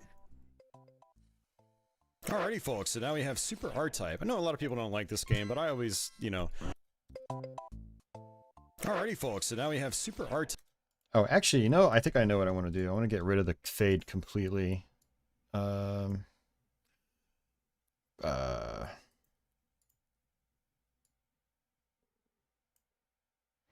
think what I'm going to do is I'm just going to fade Mario out on its own. That's probably just a better solution. Alrighty, folks, so now we have Super R-Type. I know a lot of people don't like this game, but I always, you know... And then we'll go ahead and get out of here, so let's go ahead and do that. Alrighty, folks, so now we have Super R-Type. I know a lot of people don't like this game, but I always, you know... Alrighty, folks, so now we have Super R-Type. I know a lot of people don't like this game, but I always, you know, love having the opportunity to show it off, because it's actually one of my favorite Super Nintendo games. Grants like, from a general perspective, and then we'll go ahead and get out of here, so let's go ahead and do that. Alrighty, folks, so now we have Super R-Type. I know a lot of people don't like this game, but I always, you know, love having the opportunity to show it off, because it's video gaming, but they definitely went with more of a realistic approach with these visuals. And just like R-Type in the arcade and sorry, not Super R-Type, but R-Type 2, you can charge up, which is mega powerful in this game. And you can charge up 2 levels deep to do that huge spread shot. But you can also just hold down Y and you'll do an auto fire, just little rinky-dink shot, but you'd be surprised at how helpful this little weapon is. And these guys actually take a lot longer to kill now because I am playing on hard mode as opposed to easy or normal. One thing that people really criticize about this game is all the slowdown, but I mean, there's so much slowdown, and especially the Super Nintendo's early life cycle, which I'm not really noticing much good and bad things to that. For one, the bad thing is you've got to go through that whole level again. If you're trying to learn this game for the first time, it is very difficult to, I guess in a way, find the enjoyment. If you want to go ahead and do that. All right, we're back to the main menu here, so let's go ahead and run cartridge. And Super NT, just not through the jailbreak itself if you're trying to run it off the SD card. But yeah, let's go ahead and do that. All right, we're back to the main menu here, so let's go ahead and run cartridge. And then fire up some Star Fox. We'll probably play through the first level, and then that should do it for this video. But I really appreciate you guys sticking around if you made it this far. I was originally just going to do a really simple unboxing video, which is what I typically do with these devices when it is the most. Just get in, shoot stuff, be as accurate as possible, and it's got a good sense of speed and stuff like that. You know, you can brake, you can press A to drop bombs, which do tons of damage, and that's still a really cool effect. And this was just a really special game at the time. I know there were other platforms that had, which I'm not really noticing about it, is you basically have 0 checkpoints in each level. When you die in this game, the Wii U, Star Fox Zero, and you know, other entries in the series. But there's just something special about this first one. It's just, again, it's a really great pick up and play kind of. Yeah, so we're gonna have some good times here. All right, guys, that is the Super NT. I hope you guys enjoyed the unboxing. Hopefully the firmware setup and jailbreak and stuff like that was handy to you if you're someone that's new to this this platform or this console series. Hopefully you enjoyed some gameplay and some talking about the games as well. That's my channel name, Gameplay and Talk. Generally this is my format where I appreciate it, and until the next one, take it easy.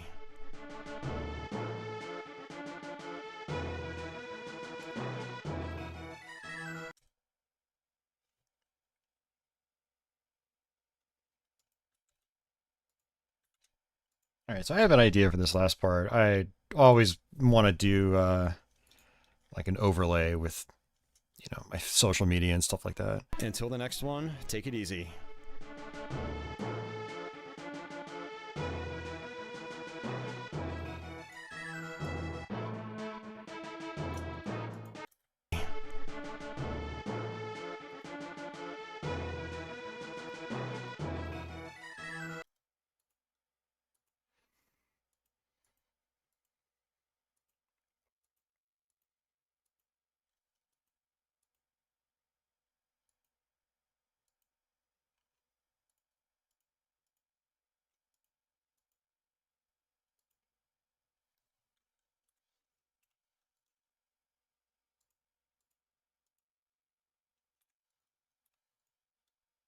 All right, all I'm going to do is switches, not switches,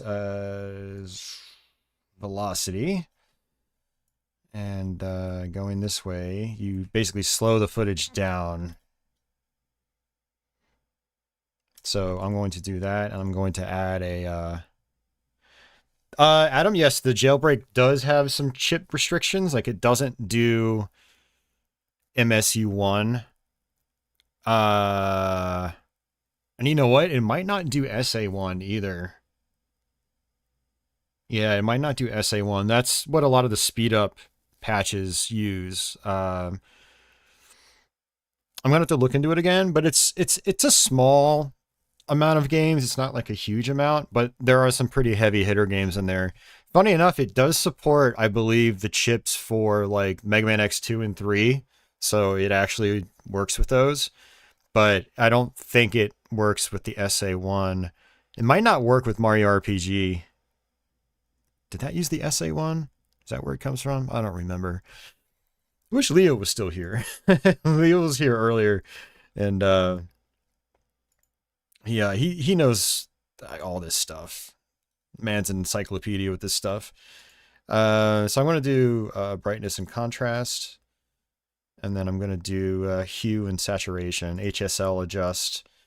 And so I get rid of the saturation and probably bring it down a little bit. And actually, I'm going to get rid of brightness and contrast. I'm going to do soft contrast because it's got a really nice little elliptical filter you can apply. So vignette is what it's called. You do a blur, not blur, you do a... What the hell? I guess just black. Ellipse. And then softness.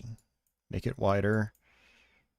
And then what I have to do now is actually pan and crop this image. So I'm going to kind of make it look sort of widescreen. Give it a widescreen aspect ratio. Let's bring that in a little bit. Bring it in a little bit. All right, and then do maintain aspect ratio? No, and now it will take up the full screen. So that is, we need to bring this up top here. There we go. So basically what we've done is we're going to use the Star Fox kind of level select screen as our outro. Change this to crossfade.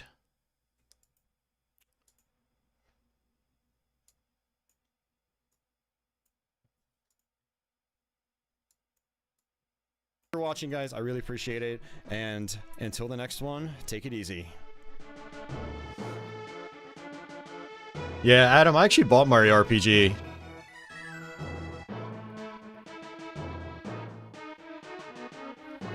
And what I'm going to also do is apply another filter.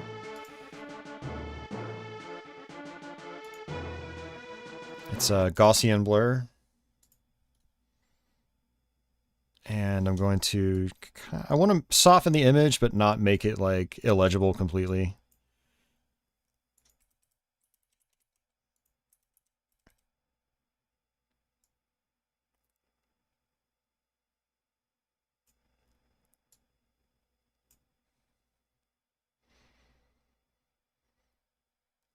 And then actually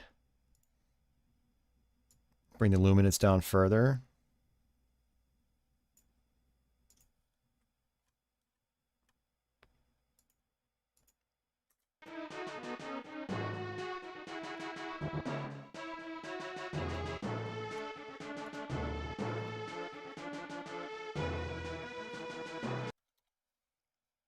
Trying to slowly adjust the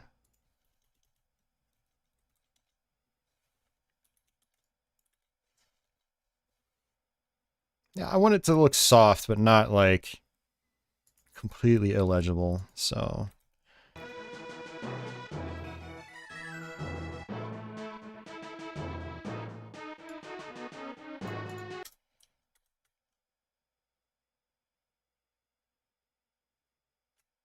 And it actually looks like that's it for my recording, so I'm just going to have to lower the volume slowly, and that's fine. All right, let's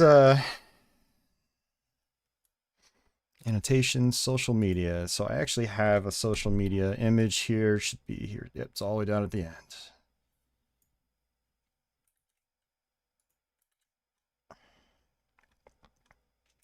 Where did it go? Are you serious? Okay.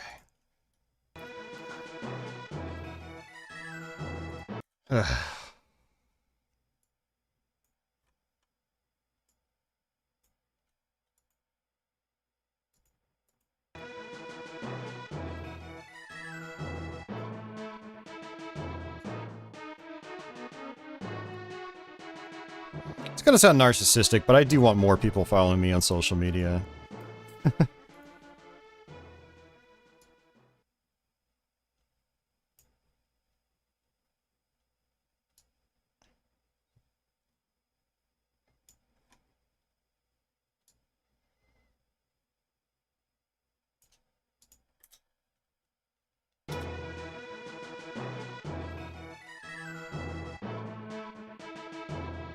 I could actually just try to fade both in together.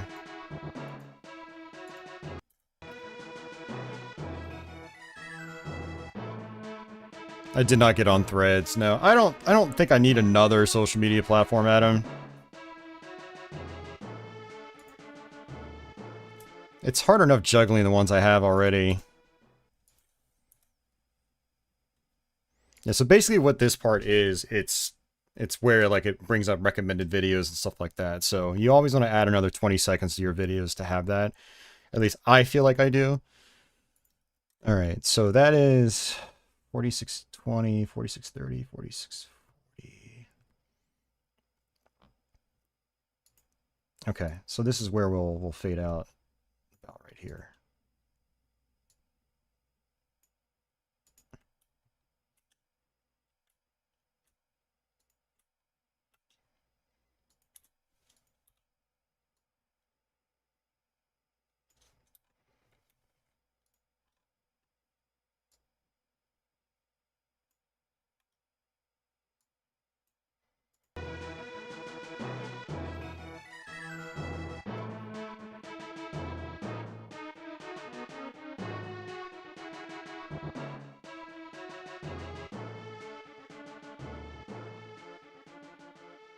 Well, travel student, I mean, not to sound like, you know, a pessimist, but the problem with those new platforms is they sound like a good idea until you're on them for a little bit and you realize nobody's using them. And then you're like, what's the point? And then you just end up going back to Facebook or Twitter or whatever. So I might actually be good to render this since I in here again doing something. I think I might actually be good to render this. So I think I'm going to. But anyway, guys, I'm going to get out of here. So file, render as. I render CPU only because I don't really use any graphical effects that, you know, utilize the GPU, unfortunately. We're going to start the render, and I'm going to let this render while I stream on Twitch. But yeah, thank you so much for hanging out with me tonight. You guys, you know, we didn't have a ton of people as expected, but you guys, you know, were here and keeping me company and stuff like that. So thanks so much. Yeah, I'm going to get out of here. So it was fun. So thank you so much, guys. Yeah, it was either do like a regular YouTube stream and push this off till later in the week, or just do this tonight. And so I was trying to kill two birds with one stone and, you know, stream for you guys as a backer only stream. Hopefully it was interesting for you. Oh shit, it's not good to render. Oh my god, I forgot. I still have to do the Virtue Cop soundtrack. Well, I'll do that later. I still have to rip the soundtrack, but anyway, guys, take care. Get some sleep, and I will see you guys later.